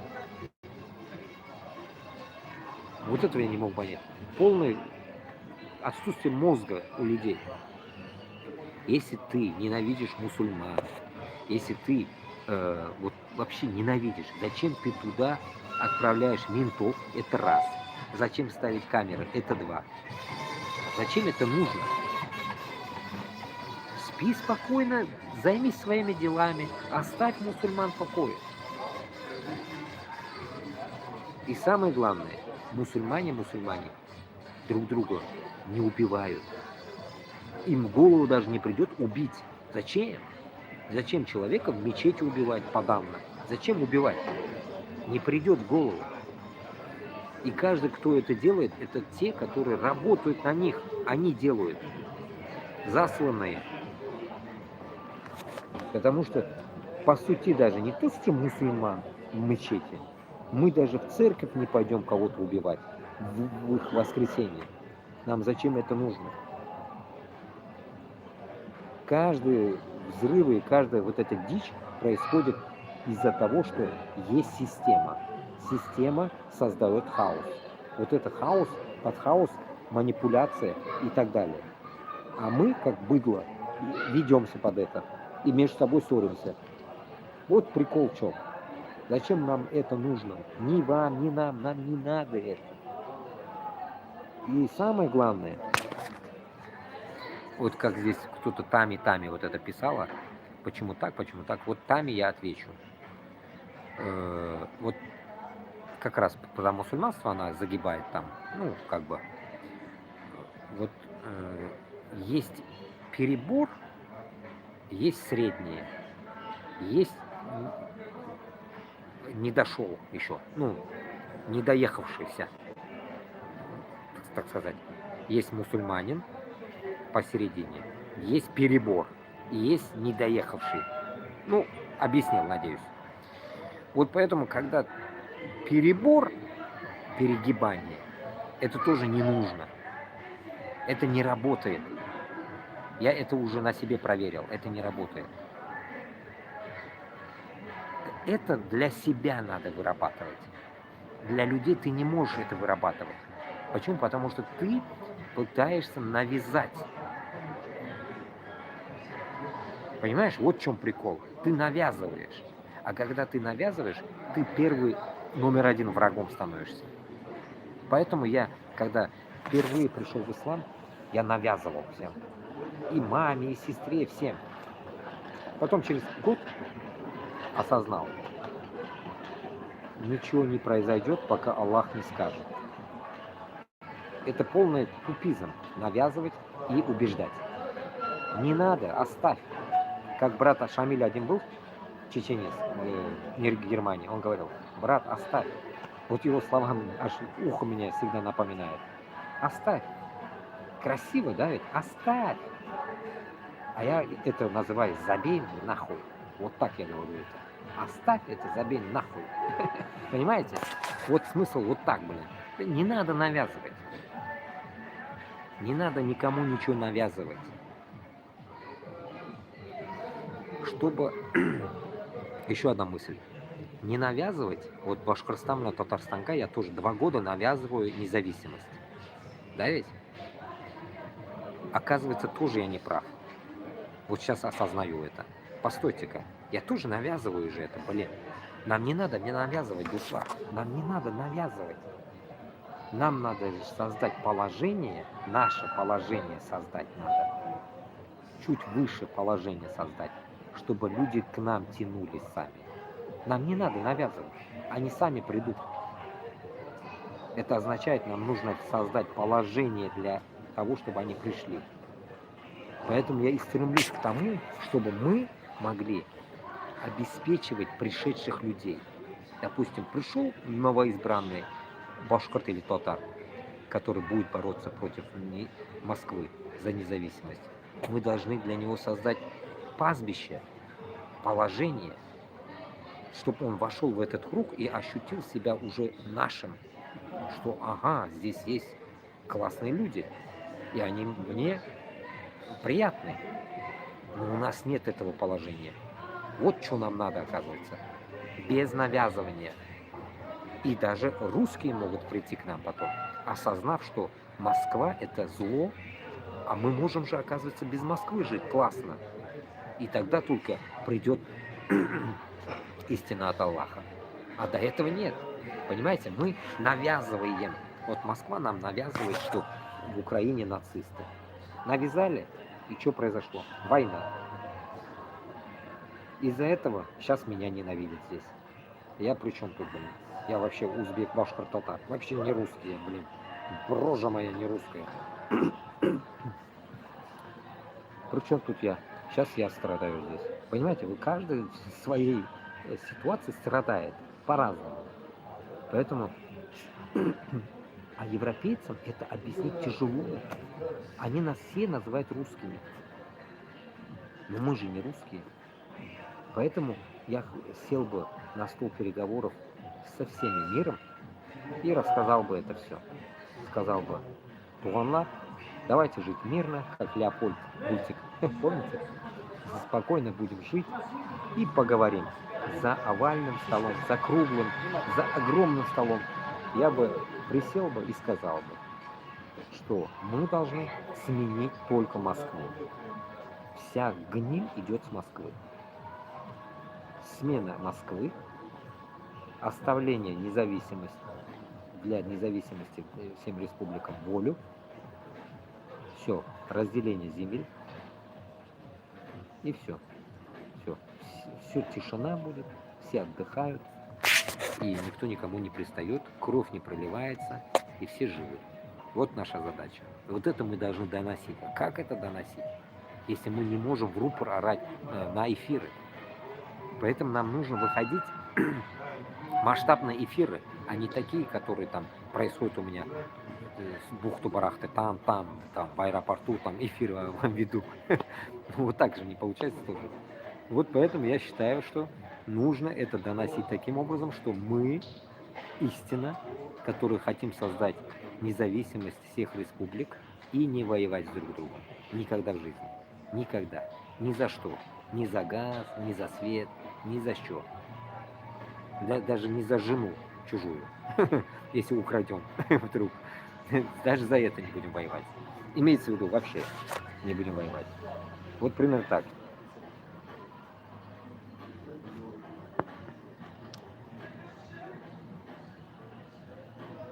В общем, я все понял о тебе. Спасибо, что уехал из России.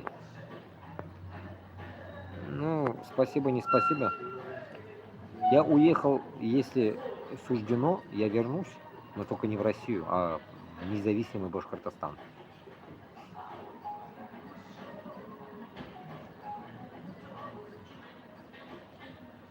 Да это вы к нам претесь. Кто к вам поедет? Какой ваш паспорт? Не смеши.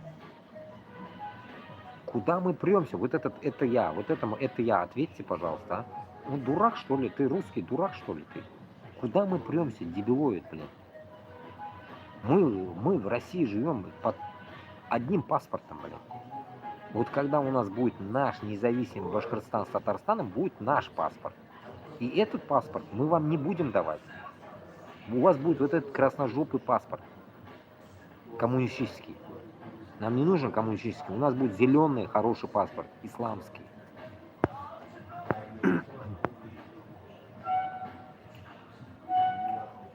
Ну ты наговорил себе, все эфиры против тебя будут, когда на экстра. Да мне пофиг, куда будет, блин. Я же вам сказал. Что-то будет, нахуй, как говорится, в жопу вам нож, блядь. Вот это будет. Последнее мое дело, блядь.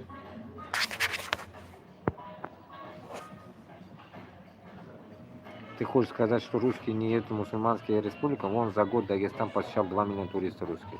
Не говори. А Узбекистан? Засрали уже весь Узбекистан мой. Тоже мне. Все банковские карты понакупили, когда я хотел взять карту. Мне же не дали узбекскую, потому что сказали, россияне, блин, говорит, все набрали, говорит, у них даже вот эти пластиковые болванки закончились. Налетели эти гастарбайтеры чертовые из России. И он нам еще лечит. Какой-то отсталый этот русский, блин. Ты вообще где вообще живешь? Ты в России живешь или вообще отстал от новостей? Я не могу понять тебя. Это я. Ну понятно, это ты. Какой-то странный ты пиздец. Ну о паспорте они не мечтают. Они не мечтают.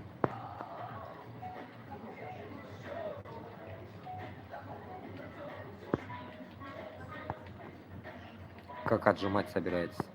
Ну, другие мои эфиры посмотри, как отжимать. Я рассказывал все от и до. Отправь, все скопируй, пока мой канал этот не закрылся. Скопируй на болванку, отправь этому ФСБшнику Путину. У тебя мания величия, спящего не в вокзале.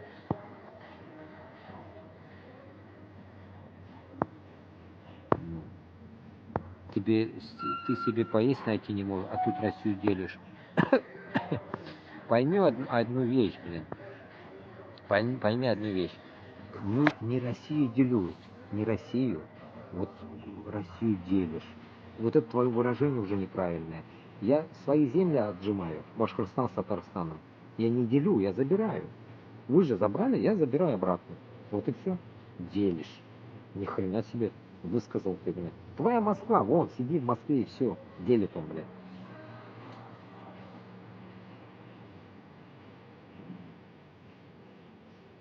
На башкирском говори, с херали на русском говоришь. Пускай тебя только башкиры понимают, если хотят.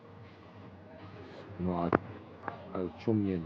Мне надо, чтобы и Дагестан понимал, и чеченцы понимали. Я же для всех независимых республик говорю, в будущем, иншаллах. Я из Крыма, кстати. Ну, значит, будешь молить куда-нибудь в Хохляндию, блин, отправим мы тебя, блин. Если в Крым тебе независимый не будет нравиться, отправим тебя куда-нибудь в ебеня, блядь. Вон, к хохлам отправим, пусть ебут тебя.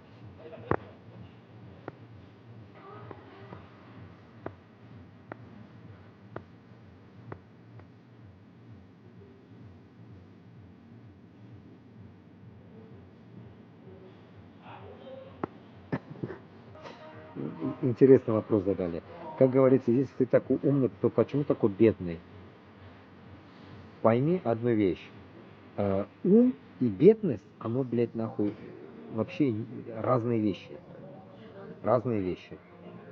Когда ты в чужой стране, ты можешь и бедным быть, и богатым быть. Ты в чужой стране, понимаешь? Если ты харамом занимаешься, ты будешь богатый везде. Если ты живешь ради Аллаха, хуйню не страдаешь, ты живешь вот как есть. Вот и все. Надеюсь, ответил.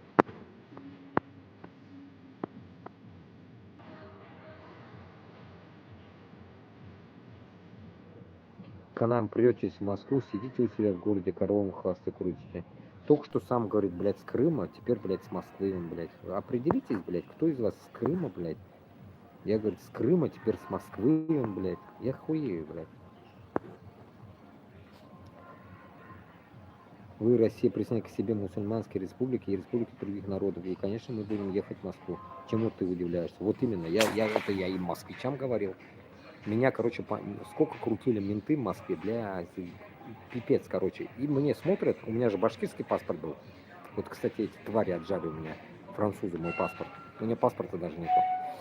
И этот, башкирский паспорт был. Заходит, смотрит, опа, наш. Такой радостный, наш. А другому, наш. Он с Кыргызстана. Он придурок, он Башкортостан там написан, он видит Кыргызстан, он дурак, он тупой мент. Я не знаю, они не читают даже ничего. И вот, короче, говорит, он наш. Идет, несет туда, говорит, что за хрень? Ну, это где-то подземке было, короче, да, на рынке же работал. Метро Тульская, короче. Это где-то 2007-2008, шмон, постоянно шмон был. Тут говорит, нет, дурак, он же красный паспорт, это он Башкиркистан. Он даже произнести не может. Башкиркистан, говорит он. Епта. Да ну, говорит, а что у тебя не русский, он говорит. Ну, я говорю, я с Башкортостана, у меня вот так, я говорю, сука, первый вкладыш для тебя, пидорас, а второй вкладыш для нас. Вот и все, блядь. У меня два вкладыша там по-русски и по-башкирски написано. Башка там, Рустем, Улы там, Башкортостан, та-та-та, вот так. Ой, блядь. После этого они географию не знают, менты, блядь. А он мне тут лечит про Крым, про Москву нашу, блядь. Вот я не могу понять вас, блядь. Давайте не будем друг друга унижать, блядь, мозга ебать друг друга. Просто вы отходите в Москву, мы остаемся в своих землях, забираем все свои земли, Вы в тряпочку молчите, мы тоже молчим. Вот и все. Тихо, без крови. Кстати, Габасов же говорит, без крови давайте будем забирать. Без крови. Почему про Крокус Холл не прочитал? Где Крокус Холл?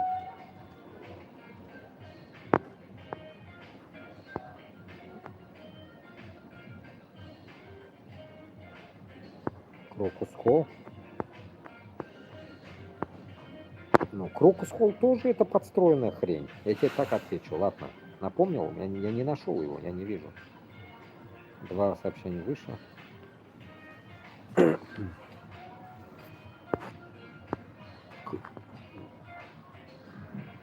Что ты там хотел сказать? Круг.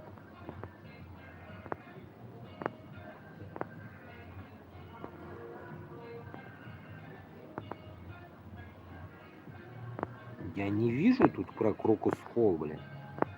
Короче, ладно, давай я тебе отвечу про Крокус Холл. Насчет таджиков. Подстава. Подстава это конкретная. А если не подстава, вдруг, если не подстава, да, все равно подстава. Вот никак, вот не крути, не крути. Подстава. Потому что чувака, который бил тех таджиков там, и он же сидел там на концерте, ну, вычислили же, это же сказали уже, все, ясно. Ясно, что здесь работал ФСБ. Подстава. Вот и все. Подстава. Просто опять-таки унизить мусульман. Вот и все. Унизили мусульман и все. Вот в чем проблема здесь.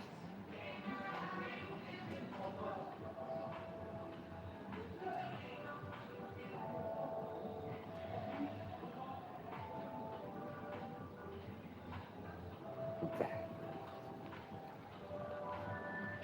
Я тебе одну вещь скажу. Вот когда мы отделимся, да, ведь независимыми мы станем, мы к вам не будем ездить, пойми. Вот хочешь в Москве жить, в Москве будешь жить, а в Крыму будут жить татары. Все. Будут там жить, а вы у себя. И все. Если захотите дружить, будете дружить. Но не больше. Не больше. Вот так будет. Вы строите свое государство, вот такое маленькое, внутри Москвы. Не больше, там, МКАДа. До Рязани только ваше будет. Дальше Рязани не ваше, имейте в виду. Там Эльзя-Мокша. А потом дальше наши степи пойдут. Все наши, леса, Урал, Таулара, все это наше. А я ответил, да? Үзімнің тілімді я не могу говорить, потому что брат в Дагестане сидит, я не буду же говорить. Да и вообще, я веду эфир на русском. Иногда только миксую на своих, потому что когда сидят много наших, тогда миксую.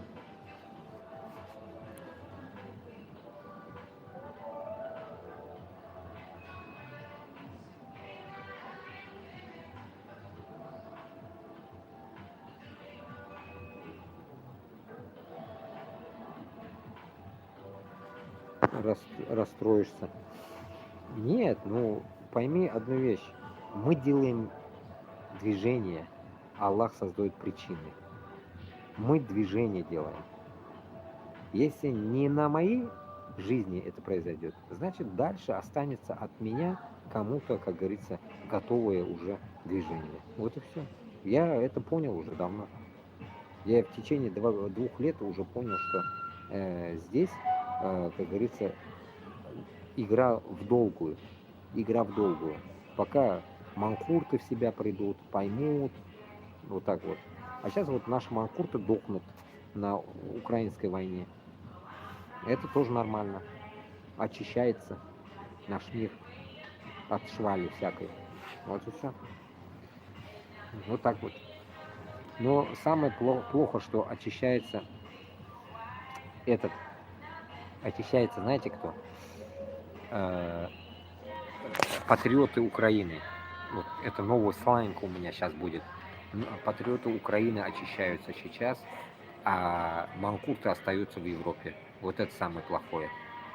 Вот это самое дикое ощущение теперь у меня. Теперь я осознал это. Почему? Потому что здесь эта вся шваль, вот эта, которая здесь живет сейчас, она вернется в Украину, готовую, и будет какую-то дичь там делать, непонятную, строить. Не знаю, что они там будут строить, но явно нам надо будет с ними уже такой диалог составлять, чтобы они вообще на нас не то, что там рот открывать, блядь, косо даже смотреть не могли, чтобы вот это Украина. Потому что они уже и с той стороны, и с этой стороны показали нам себя. Потому что они пытаются и не туда, и не сюда. Они как бы пытаются эгоистичный образ свой вести. Эгоистичный образ ведут они, так и так. И здесь себя ведут по-ебанутому. Считай, нас не признают. Вот так вот. Поэтому, исходя от этого, я, как я разговор о них вел, да, ведь начинал. Давайте об этом еще договорю. Мы должны понимать, что Украина будет уже не той. И Россия тоже не будет уже той прежней. Ничего не будет по-прежнему, а будет все по-новому. Новый мировой уклад и так далее. Вот все говорят же, вот так и будет. Но, чтобы оно было конкретно уже новым, нам нужно сделать независимость. Не Украины. Нам нахрен они нам не нужны уже. Мне не интересны они вообще. Нам интерес своей республики. А если вы помните, я предлагал, давайте зайдем через Украину, пойдем на Москву, туда-сюда. Помните в прошлых эфирах своих? Не катит. Лишнее самоубийство. Лишнее самоубийство. Поэтому, может, Аллах Та'алян и не дает нам этот промежуток, не дает нам этот коридор. Поэтому нас ждет битва только через Куландыкский коридор. У нас есть своя земля, мы зайдем через Казахстан и пойдем на Москву. Вот и все. Украина нам нахрен не сдалась. Вот наша задача уничтожить Москву внутри. Внутри разобраться в России, развалить Россию полностью. И вот наша задача. Если мы не успеваем, если я в своей жизни не успеваю, значит мы будем это оставлять, вот эти все диалоги, все. Надеюсь, это все не исчезнет. Оставим дальше идущим, так сказать, молодняку нашему, который остается и будет патриотами наших республик башкиртов, татар, Ичкерии и Дагестана. Вот им мы оставим это движение.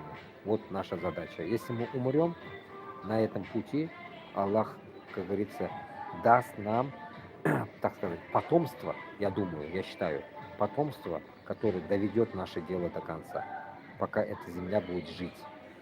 Рано или поздно мы объединим свои силы и сделаем все равно независимость. Потому что Москва, она рано или поздно согнется. Она закончится все равно. Потому что она уже, больно на себя много взяла. Вот как здесь вот хохлы до хрена на себя берут, думают, вся Европа их, они не думают, что их скоро начнут возвращать домой. Они не понимают этого. И в итоге получается то же самое. И там Русня тоже самое. Думает, что они непобедимые, но не понимает, что вот так, щелчок один Аллаха скажет, капут Москве, он будет сдох. Москва исчезнет, блядь, за 5 секунд. Но там одни неверующие, поэтому они не верят в это. А мы верим. Вот и все. И даже, может, мы даже не пострадаем, и это случится само по себе. Вот так вот и все. Мы же не знаем, может, с просонья вот так бах, что-то рука упадет Путина, куда-нибудь улетит что-нибудь и сам взорвется. Мы же не знаем, что-нибудь куда-нибудь красную кнопку нажмет и бахнет, и все, и обратно прилетит в Москву, и все. И нет Москвы. Так что это случай. Мы не знаем. Вот так вот. Это так уж. Сарказм. Вот так. Поэтому как бы примерно так.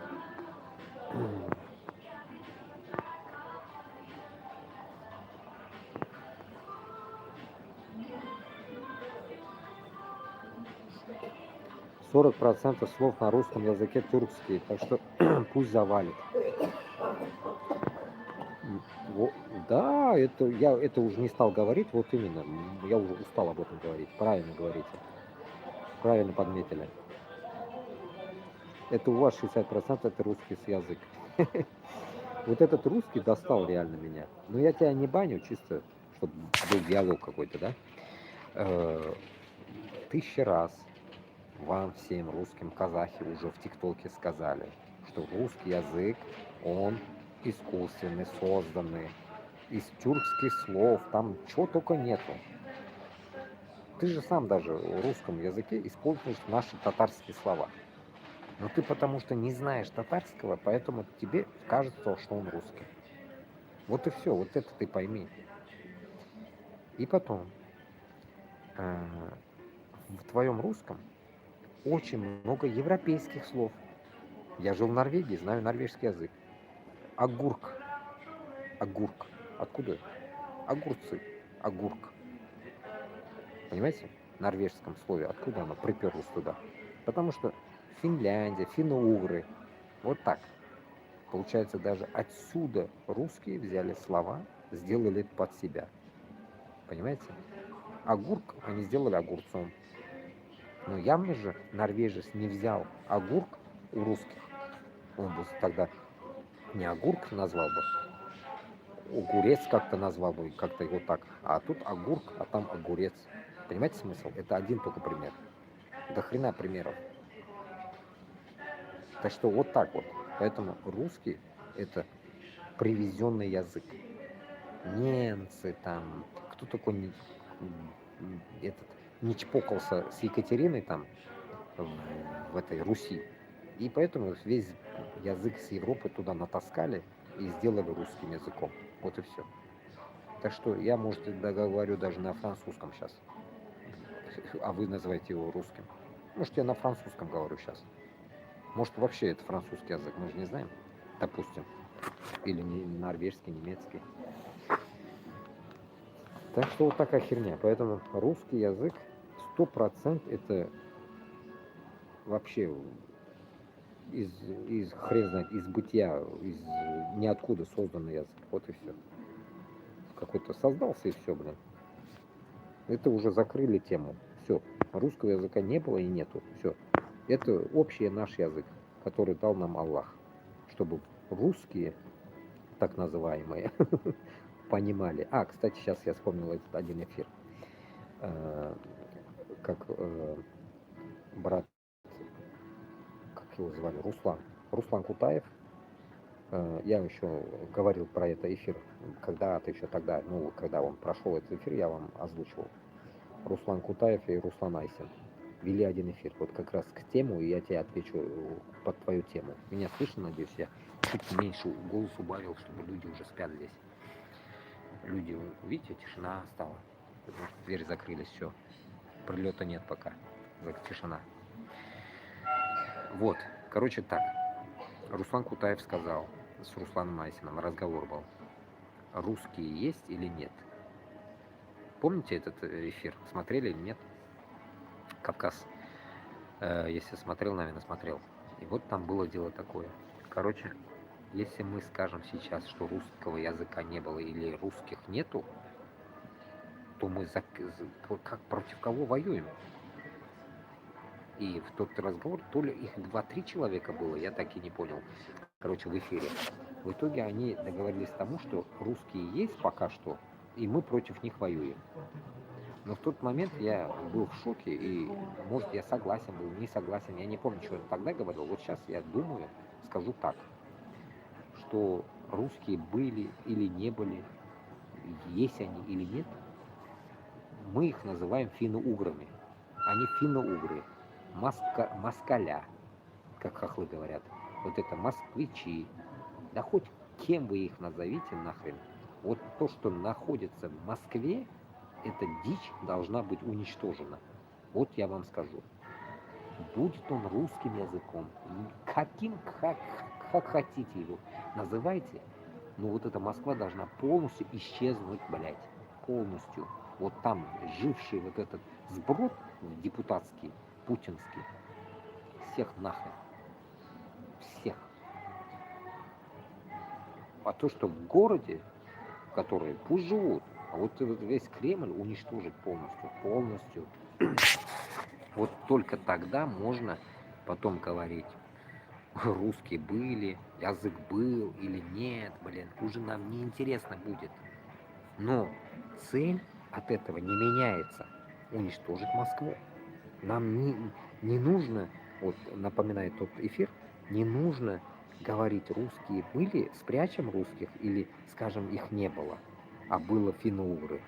Или не было, было или не было, нам не колышет это. Нам пофиг, есть они или нет. У нас есть враг искусственный или не искусственный. Есть он враг у нас в физическом обличии, Путин. Все, вот он наш враг. Мы должны его уничтожить, закрыть нахрен Кремль к чертям собачьим, чтобы его не было никогда. По кирпичикам разобрать его. Все. И все. И пусть строит свое нахуй государство, какое хочет. Пусть называют себя как хотят, блядь, нахуй. Пусть называют русскими, назовут себя хохлами, пусть назовут хоть как, блядь. Кутакбашами пусть будут. Нам похуй. Главное, чтобы они отстали от нас. И язык нахрен нам не нужен будет. Их язык.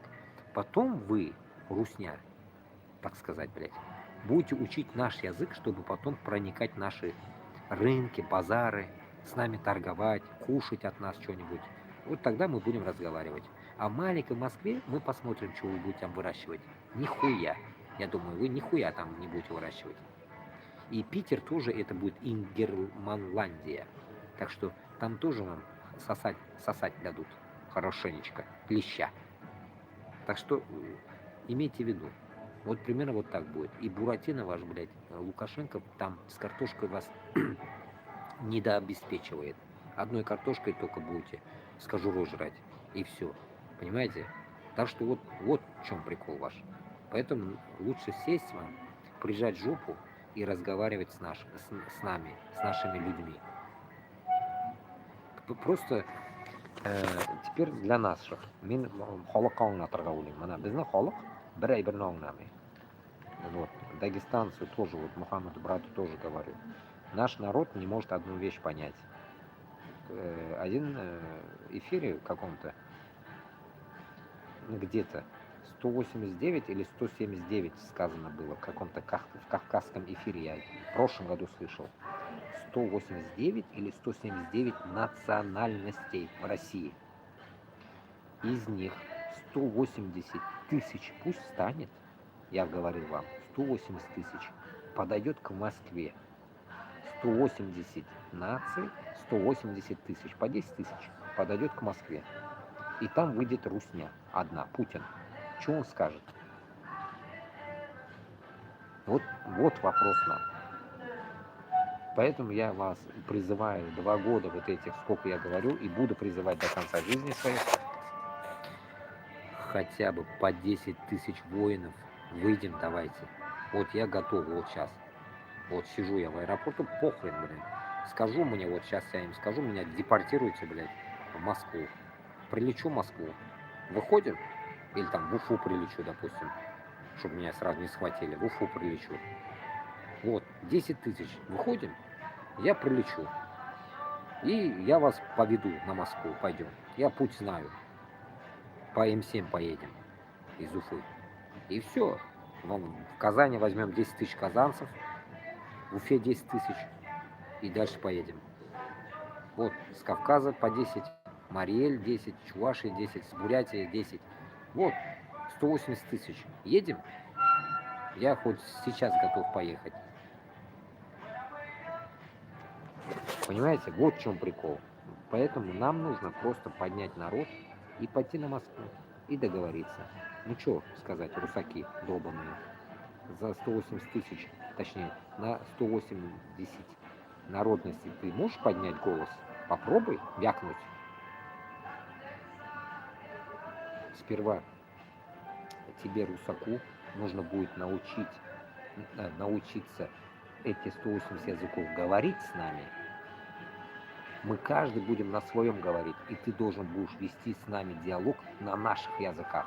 чеченцами на Нохче, Дагестаном на Аварском и так далее, и так далее, и так далее. Давай, говори. Русак это я. Вот скажи что-нибудь. На каком-то языке. Ни хрена. Бздуна даже пустить не сможешь, блядь. Понимаешь? Вот в чем прикол. Поэтому вы нас взяли, ну точнее, не вы, ваши Иванушки, дурачки, блин, взяли нас в рабство, наших дедов, 500 лет назад. Поэтому мы так и живем. А мы те осознавшиеся эти, и поэтому мы сейчас это хотим закрыть, этот дебилизм жизненный. Мы хотим уничтожить вот это рабство. Мы хотим выйти из рабства. Вот наша задача. Наша система борется против рабства. Все. Мой мозг борется, и мои, как говорится, односельчане тоже борются против рабства Москвы. Вот и все. Так.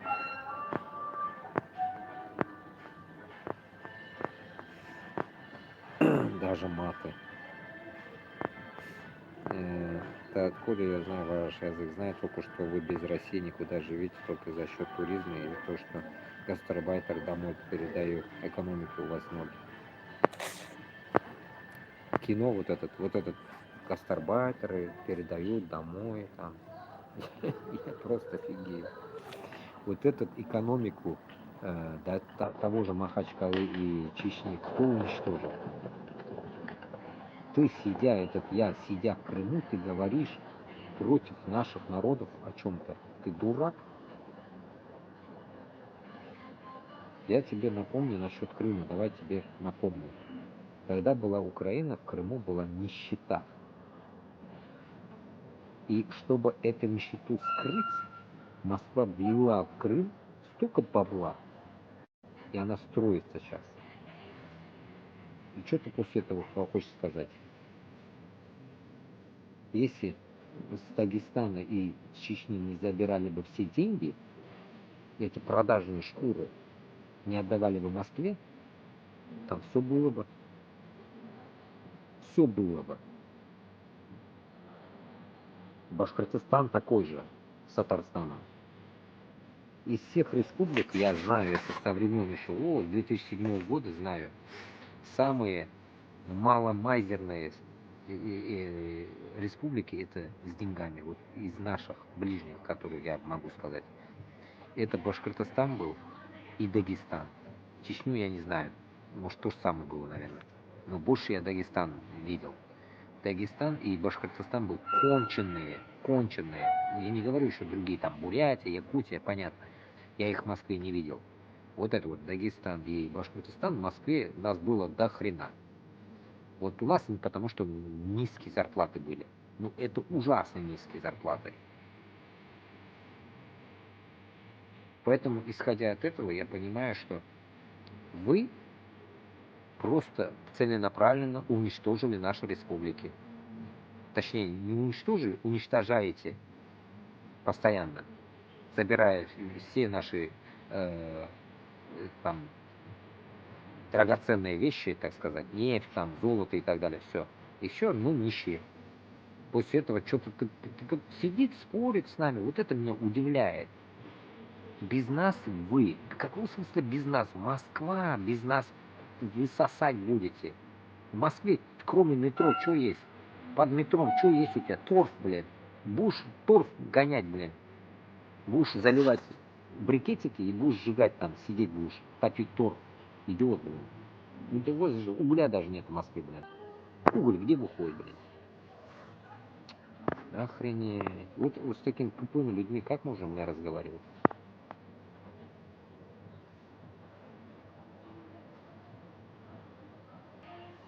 Это те взяли огурец и сделали огурком. Угу. Да, ты сверяй, Кирилл и Мефодий. Слышал? Пойми, Кирилл и Мефодий это ваши выдуманные сказки. Понимаешь? Вы Библию 1000 раз переписали. Ну, имеется в виду подобие ваших крестоносцев. Поэтому как бы нет веры вам, блин. Нет, у нас что-нибудь переписано в Коране? Ничего не переписано, так что не надо нам ля-ля. Спасибо, нормально слышно. Мгм. Что за разговоров много, а толка мало. Ну, толк, откуда может быть толк, если от всего вот этого, да, ведь моего распространения не идет внутрь Башкортостана с Татарстаном. Оно не идет. Я это уже понял, потому что заметил, только сидят те люди, которые как бы то ли у них YouTube работает, то ли что, я не знаю, вот не идет Башкортостан на Татарстан, оно не идет вообще. То ли там принципиально забанено, то ли что, то ли мой сам канал просто не прокручивается. Хз, короче.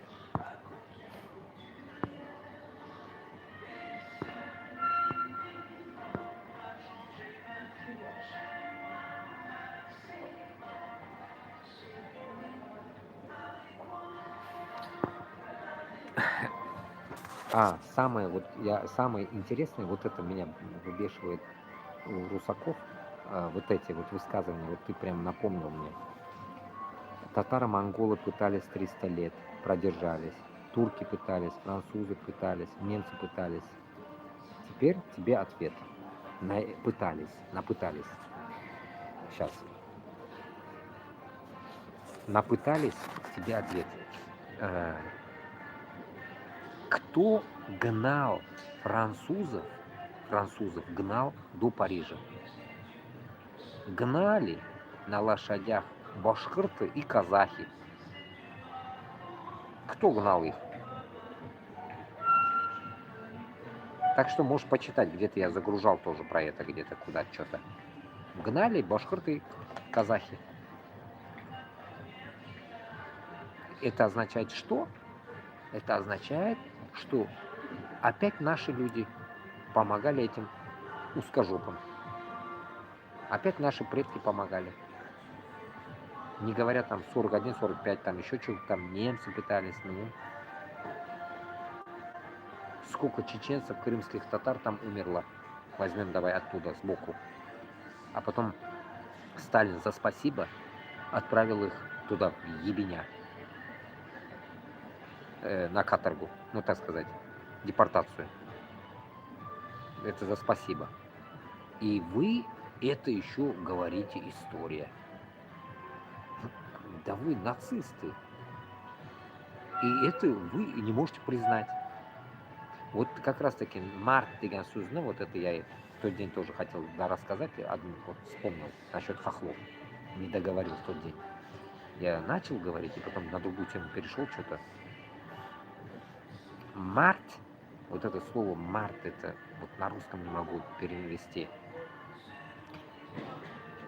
Всем хохлам тоже касается, да и всем касается это, блин. Короче, когда ты берешь на работу человека, потом я дочитаю сейчас, берешь человека на работу, да и вообще, что ты делаешь вообще с кем-то, если ты что-то делаешь, или вообще, что ты в жизни вообще ты делаешь, идиот, я не знаю, держи слово до конца. Вот если ты что-то пропиздошил, или там сделал человеку, или пытаешься сделать, ну ты будь до конца человеком, блядь. Держи, будь мужиком до конца. И вот это слово «март» называется у нас на узбекском. Вот этого я не увидел в хохлах. Я не увидел. Вот здесь именно, в тех. Каждый ломается в каком-то моменте. Вот когда ты тоже берешь, допустим, я к чему это? Когда берешь на работу, или там берешь человека на работу, или зовешь на работу, или что-то в этом роде, будь достоин до конца, будь мужиком до конца, что ты его обеспечиваешь работой и зарплатой. А не так, что ты использовал его, и ты не март, ну как бы слово не сдержал, и кинул его. Понимаете смысл какой происходит? Вот какие минусы хохлов я здесь наблюдаю. Понимаете смысл? Почему так, я не знаю. сколько живя в России, вот этой дичи я только на стройке увидел. Один раз. Но оно не всегда так работает. И в России оно как бы решается по-другому. Быстро. Быстро отдают деньги и быстро разбегаемся. А здесь мы просто не в своей тарелке. Поэтому, когда люди пытаются, как говорится, быть мужиками и в то же время кидают, я не могу понять, где тут мужское, блядь. И тут то же самое. Если вы русские март, вот если вы были бы мужиками нормальными, то вы сказали бы, давай долой Путина, отдаем башкиртам, чеченцам, всем свои земли, пусть нахуй катятся. Вот именно вот так я бы сказал бы. Нахуй катятся. Я не обиделся бы, даже если нахуй послали бы. Давайте тихо, мирно избавимся от них. Пусть живут как хотят. Мы сами по себе. Вот это и есть март. Но вы не марты. Вы такие же, как и хохлы, вот такие же жопошники, такие же. Вы не можете вот так отдать. Вот это и есть март. Вот это марту мне Узбекистан до такой степени научил быть мартом. Вот поэтому я в эфире же. Я не соскользнул, не ушел. Я, альхамдулля, март. Март это, блядь, не могу перевести дословно. Человек, который не съебался, блядь, ответил за слово, отвечает за слово. 24/7, блядь, отвечает. Вот такой. Поэтому я воспитан вот в такой сфере, блядь, в Узбекистане. Если ты не март, значит ты не мужик, все. Ты дерьмо, нахуй. И я наблюдаю перед вами, всеми, вот вижу, вы дерьмо, блядь, для меня. Вы не держите слово. Почему я напомню? В Чечне, когда в 94-м война была до 96-го, потом с 96-го по 98-й, потом с 98-го 2000-й и так далее, нахуя вы заходили?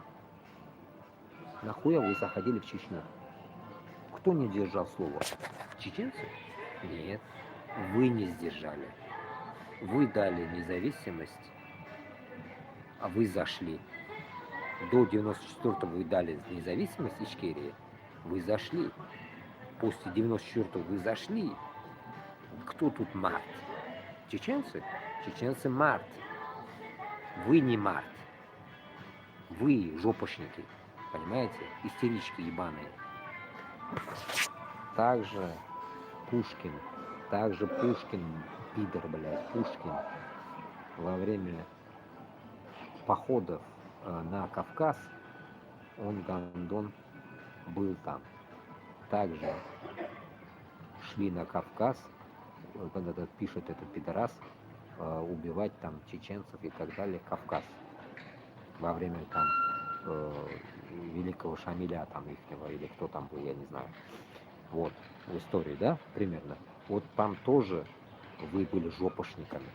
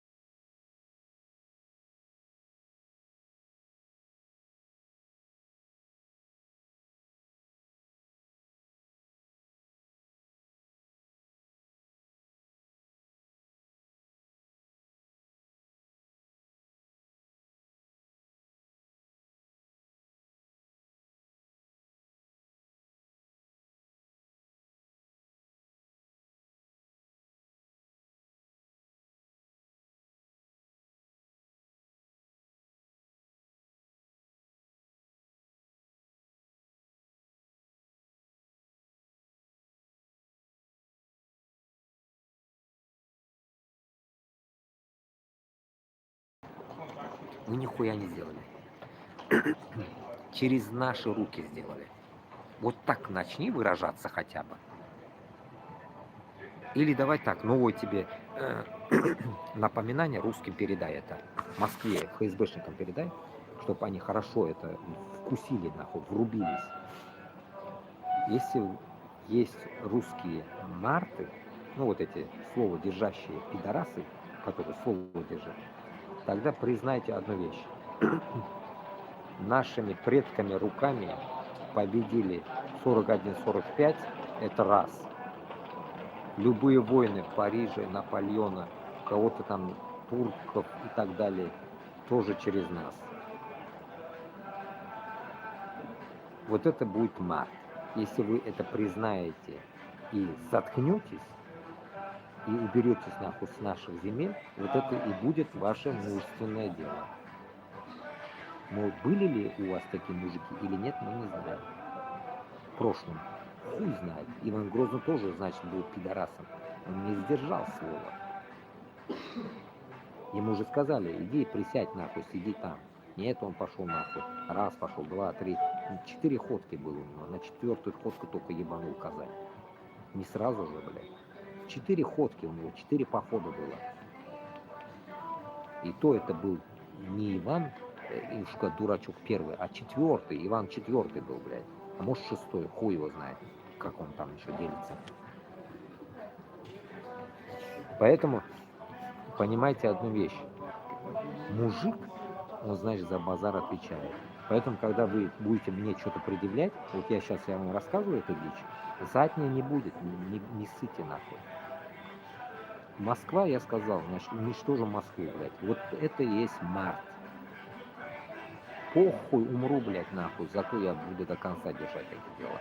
И я призываю каждого таким быть, блядь. И русского, и украинца, всех. Начните отвечать за свою жопу. Если у вас не дупло там, блядь, от кого-то, не знаю, от страха вашего.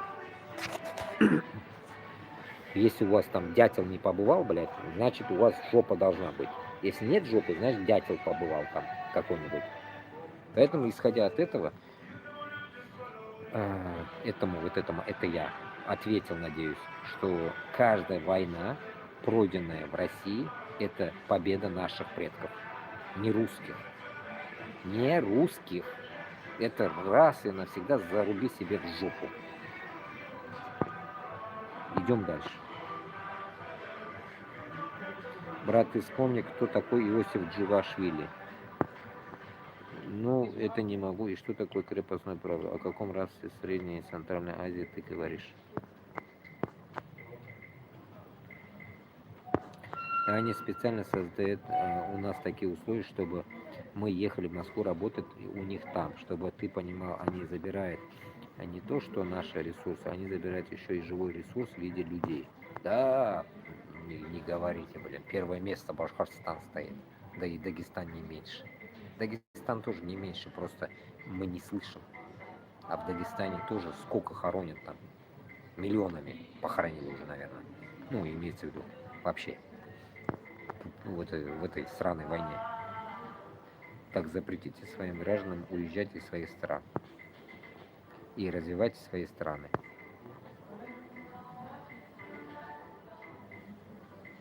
Ну вот этот хули-мастер, ты тоже интересный какой-то, блин. Зачем уезжать из стран куда-то? Ну тебе, блядь, вот ты живешь в республике, тебе жрать нечего, блядь. Ты должен ехать, блядь. Ты мужик, ты едешь куда-то зарабатывать деньги. Ну, интересно это такое. Конечно, люди едут, блядь, за хорошей жизнью, за хорошую страну, блядь. Допустим, ты живешь, блядь, в Бангладеше. Конечно, каждый бангладешец мечтает, блядь, об Америке, блядь. Или там еще какой-нибудь там Англии. То же самое, блядь. Живешь где-то там в Дагестане. Конечно, ты едешь, блядь, в богатую страну, если у тебя в Дагестане ничего нету. Так же у меня в Уфе. В Уфе нихуя не было, я приехал в Москву. А у меня принцип такой был после армии. Ебать Москву. Принципиально. Вот сейчас тоже осознаю это. Принцип такой. Я даже здесь поймал этот момент. От араба услышал. Такую тему, что араб говорит, нас же гибли, говорит, всю жизнь. вот эти французы. И вот теперь мы, говорит, их ебем здесь. Ну, в таком понимании. Они, говорят, нас грабили всю жизнь, а мы их грабим. И теперь я понял, блядь. Точно, я тоже, наверное, так и делал, блядь. Но только я не грабил, блядь, а зарабатывал.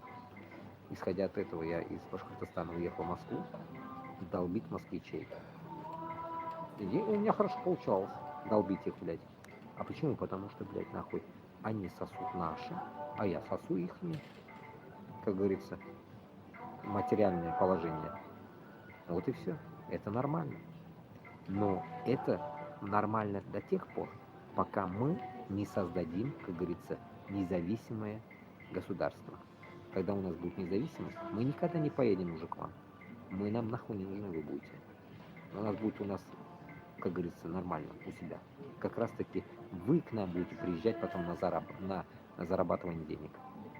Вы к нам будете приезжать. Вот как релаканты побежали в Узбекистан сейчас. И также вы будете приезжать к нам. Проблем нет. А плюс то еще, когда релаканты поехали, ну, в один момент узбеки как-то психовали и так далее. А узбекам тоже, как бы, одна вещь. Психовать тут не надо. Релаканты, наоборот, вам привезли деньги. Надо думать об этом. Они, как говорится, использовали вас. Как говорится, до сих пор используют в Москве. Вы подметаете дворы и так далее. А вы теперь используйте их там, релакантов. Выжимайте соки нахуй, выжимайте деньги с них. Вот и все. Да можете даже кровь высосать у них нахуй. Мне не жалко. Ебите нахуй, как хотите, в Узбекистане их. И в Казахстане также. Держите их нахуй на коротком поводке, чтобы не выеживались нахуй. Что-то сделали, шапалак нахуй. И все. Не надо расслаблять их, пидорасы. Вот как над вами издевались, вот так же и вы тоже издеваетесь.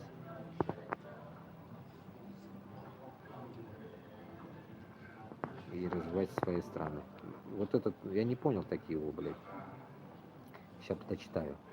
Давно бы уже запретили, но в наших республиках не мы хозяева, там правит Россия. Я вот этого вообще хули-мастера не могу понять. Сейчас дочитаю, конечно, я не знаю. Этот хули-мастер, ну ты точно, хули ты пишешь такие вещи? Вот я не могу понять людей, которые пишут, почему вы уезжаете с другой стороны? Да мы россияне, блядь. В данный момент, блядь, мы не можем отвязаться от этого паспорта. Это раз. И это не наша страна, это общая Россия. Вы не делите нас еще до сих пор, вы не можете понять. Мы еще сами себя не поделили. Вы начинаете делить нас. Я не могу понять, кто это пишет. Потом, когда мы независимость получим, только тогда мы можем говорить, что мы другая страна. Мы сейчас Россия, мы не другая страна. Мы Россия. Поймите, мы Россия. Ебучая. Идем дальше. Я был в Узбекистане, и теракты, я помню, как Каримова поносили, но стоило какому-то сказать о нем хоть что-то, привет, милиции.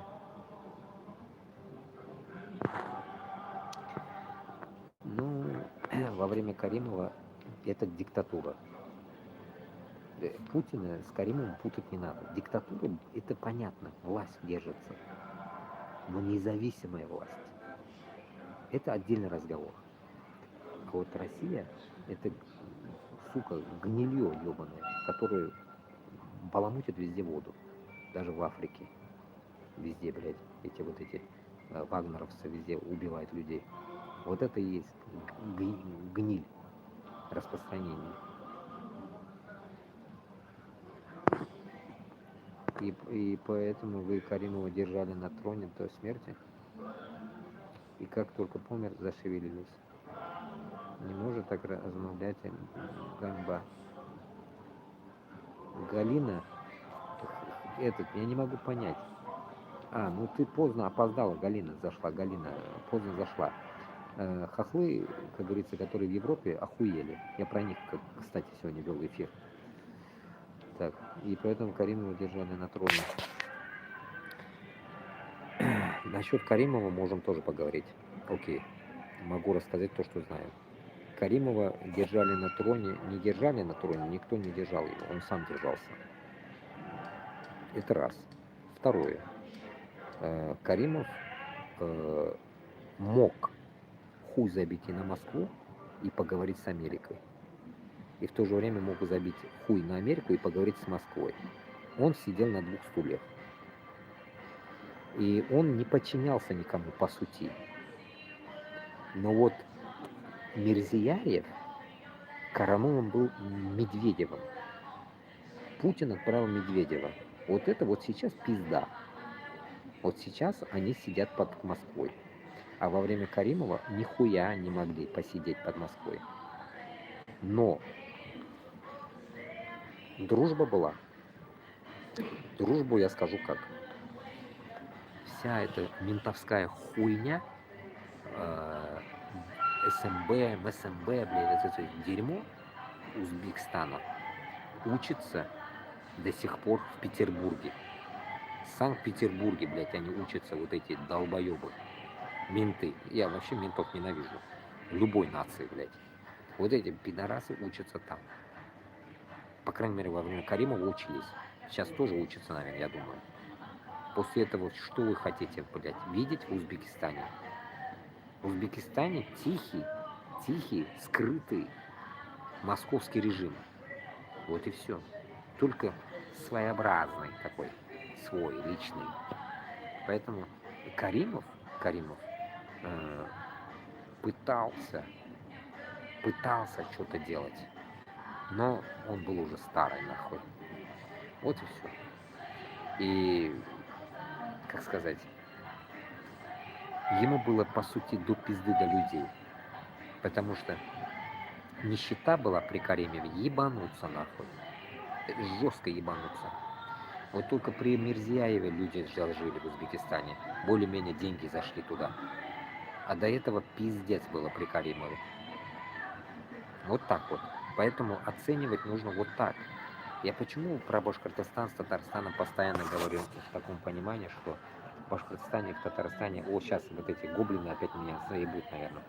Я почему и говорю, в Башкортостане и Татарстане распределение президентского, вот это президентов и распределение всего в верхушке будет через Курултай. Потому что, блядь, вот этого, блядь, диктатуры чтоб не было. И нищебродства не будет у нас в Башкортостане и Татарстане. Нищебродства не должно быть вообще. 1,5 миллиона башкиртов и татар, сколько там, не знаю, и в Татарстане там лямов 5, короче. В итоге пусть будет вместе все 8 миллионов общей сложности, там если 1,5 ляма башкиртов и 1,5 ляма, если татар еще есть в Башкортостане, 3 ляма. 8 лямов нас всех, если будет, в итоге эти 8 лямов Башкортостана и Татарстана, они должны жить как в шоколаде. И мы это создадим, иншаллах. Именно наша нация будет титулированная нация и в наших республиках. Почему? Потому что мы должны умножить миллионократно наше население. Миллионократно. Я не знаю, сколько вам надо будет понадобиться времени увеличиться, блядь, чтобы вас было дохуя. Минимум, блядь, как в Бангладеше. В Бангладеше 180 тысяч. Вот хотя бы 180 тысяч нам надо стать, блядь. Ну, хотя бы по 100 тысяч каждому. Республика 100-100. Нормально будет. Из-за того, что сейчас башкиртов мало, можно башкиртов 150, а татар тоже 150, ладно. Ну, короче, чем больше, тем лучше. И чеченцам тоже так же. 100-150 тысяч надо набрать людей. Я так считаю. Почему? Потому что Узбекистан во время Каримова и сейчас вырос до 37 миллионов. А Каримов, когда говорил, что-то пиздел, там 6 лямов там, что-то говорил тогда при Каримовой, помню, последние какие-то наводки были 30 миллионов, 28 миллионов, помню, 30 миллионов, а сейчас 37 миллионов. Кто-то говорит уже 40, непонятно. Ну, 38 миллионов пусть будет. 38 миллионов узбеков, прикиньте. А мы что, долбоебы, что ли? Башкортостан и Татарстан. Что, нам земли мало, что ли? Узбекистан, по идее, меньше, чем наши земли. Маленький он, ему некуда расширяться. А у нас, ёб твою мать, пол России наши. Вот и все. Так что земли у нас дохуя. Вот так вот. Время 2 тут Дуслар. Короче, я до хрена пизжу. Уже 3 часа с вами. Будем завязывать, наверное. Потому что тут люди уже спят. Не буду мешать людям.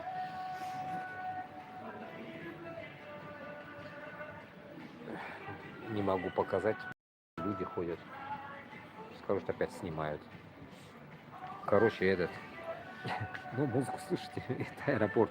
Музыка играет круглосуточно, вот под музыку, как хочешь спи. Вот так вот. Такие дела. Так что, Дуслар, я провел эфир почти 3 часа с вами. Максимально репост, максимально распространяйте, чтобы вошло это в Башкортостан, Татарстан, Ичкерию, Дагестан. Везде распространяйте. Я здесь. Так что в любое время. Если этот канал закроют, у меня есть другие каналы. Так что не беспокойтесь, иншаллах. С другого канала я выйду. Так что подписывайтесь на все мои каналы. Где увидите Башкортостан, что-то увидите, это все мои каналы. Подписывайтесь везде. Вот так вот. И подписывайтесь на мои телеграм-каналы. Телеграм-каналы тоже указаны везде там. Телеграм-каналы у меня Босния, Хорватия. Вот так напишите в Телеграме. Это все тоже мои каналы. Поймете. Там сразу мои эфиры будут и так далее. Вот сейчас я загружу этот эфир и туда скину ссылку. Вот так вот. Так что максимально репост. Подписывайтесь. Чтобы побольше народ узнавал. Понимаете, просыпать народ надо. Я вам 1000 раз говорил, мне от этих каналов ничего нету, ничего не капаете, имейте в виду. Мне подписчики, мне только для распространения нужны. У меня все забаненные каналы, мои каналы никогда не пройдут. Я больно сильно правду говорю. Я не фильтрую базар, меня банят везде. Так что вы не думайте, что у меня и есть монетизация и так далее. Я вам показывал даже, у меня нет монетизации. Так что я не гонюсь за этой хуйней. Для меня это хуйня, это все. Если, как говорится, какие-то деньги, вон, пошел, работать надо идти. Нормально зарабатывать можно здесь, в Европе. Это не Россия. Здесь тоже можно зарабатывать, но только, блядь, с нормальными людьми, а не нацистами, блядь, которые попадаются постоянно мне, блядь. Крысят мои деньги, блядь, трудом добытые, блядь.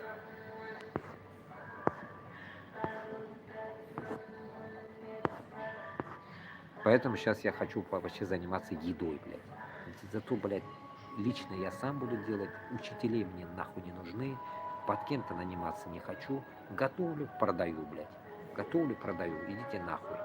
Никто кидать не будет меня, иншаллах. Вот почему я хочу заниматься кухней, в первую очередь. Вот с этой стороны безопасность для меня, потому что идешь на кого-то работать, кидают, блядь. Хотят дадут деньги, хотят не дадут. Заебали уже, блядь. Нахуй надо. Вот так вот.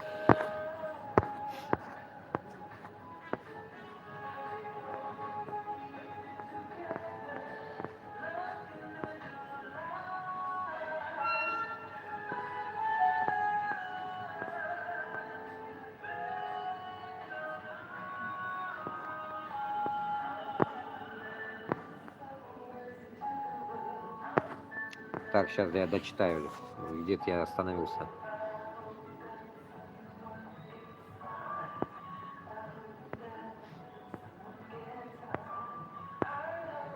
Где-то про Каримова что-то было.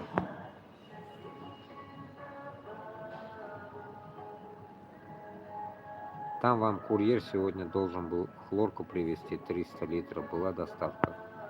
Мы придем на другой канал. Окей. Счет Туванар, короче, 2 часа 47 минут я с вами эфир был. Закрываемся, 6 человек сидит. Благодарю. Максимально репост. И в Украине тоже можете репост сделать. Пусть там хохлам тоже доходит этот разговор. О чем я вам говорю. Не будьте, блядь, нахуй, воинами, лицемерами, блядь. И определяйтесь уже, блядь, кто из вас нахуй воин, блядь, или кто из вас нахуй душок нахуй, который не может жопу вот так делать, за жопу отвечать.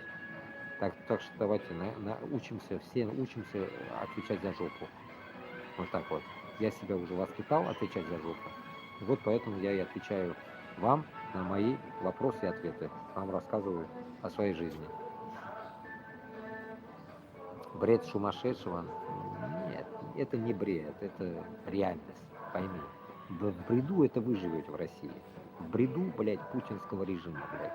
Вот это правильно. А мы избежали этого бреда. Мы не терпилы, а вы терпилы.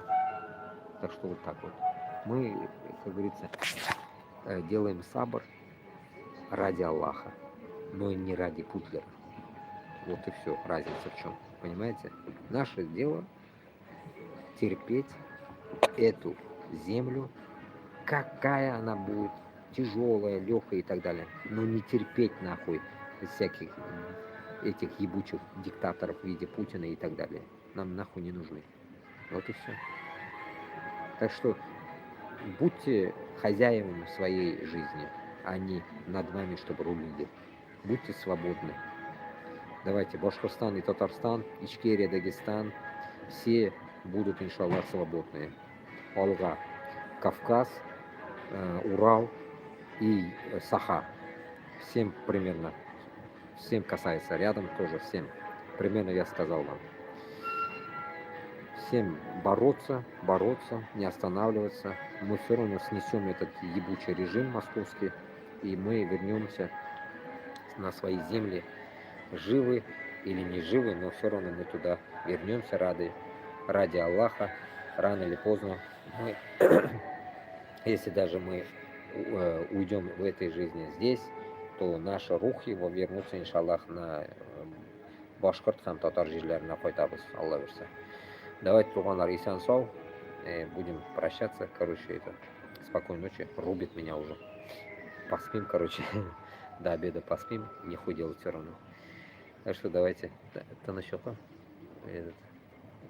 людям мешаю уже, хватит уже пиздеть. Давайте, 2:50 провел эфир, закрываю. Рахмат.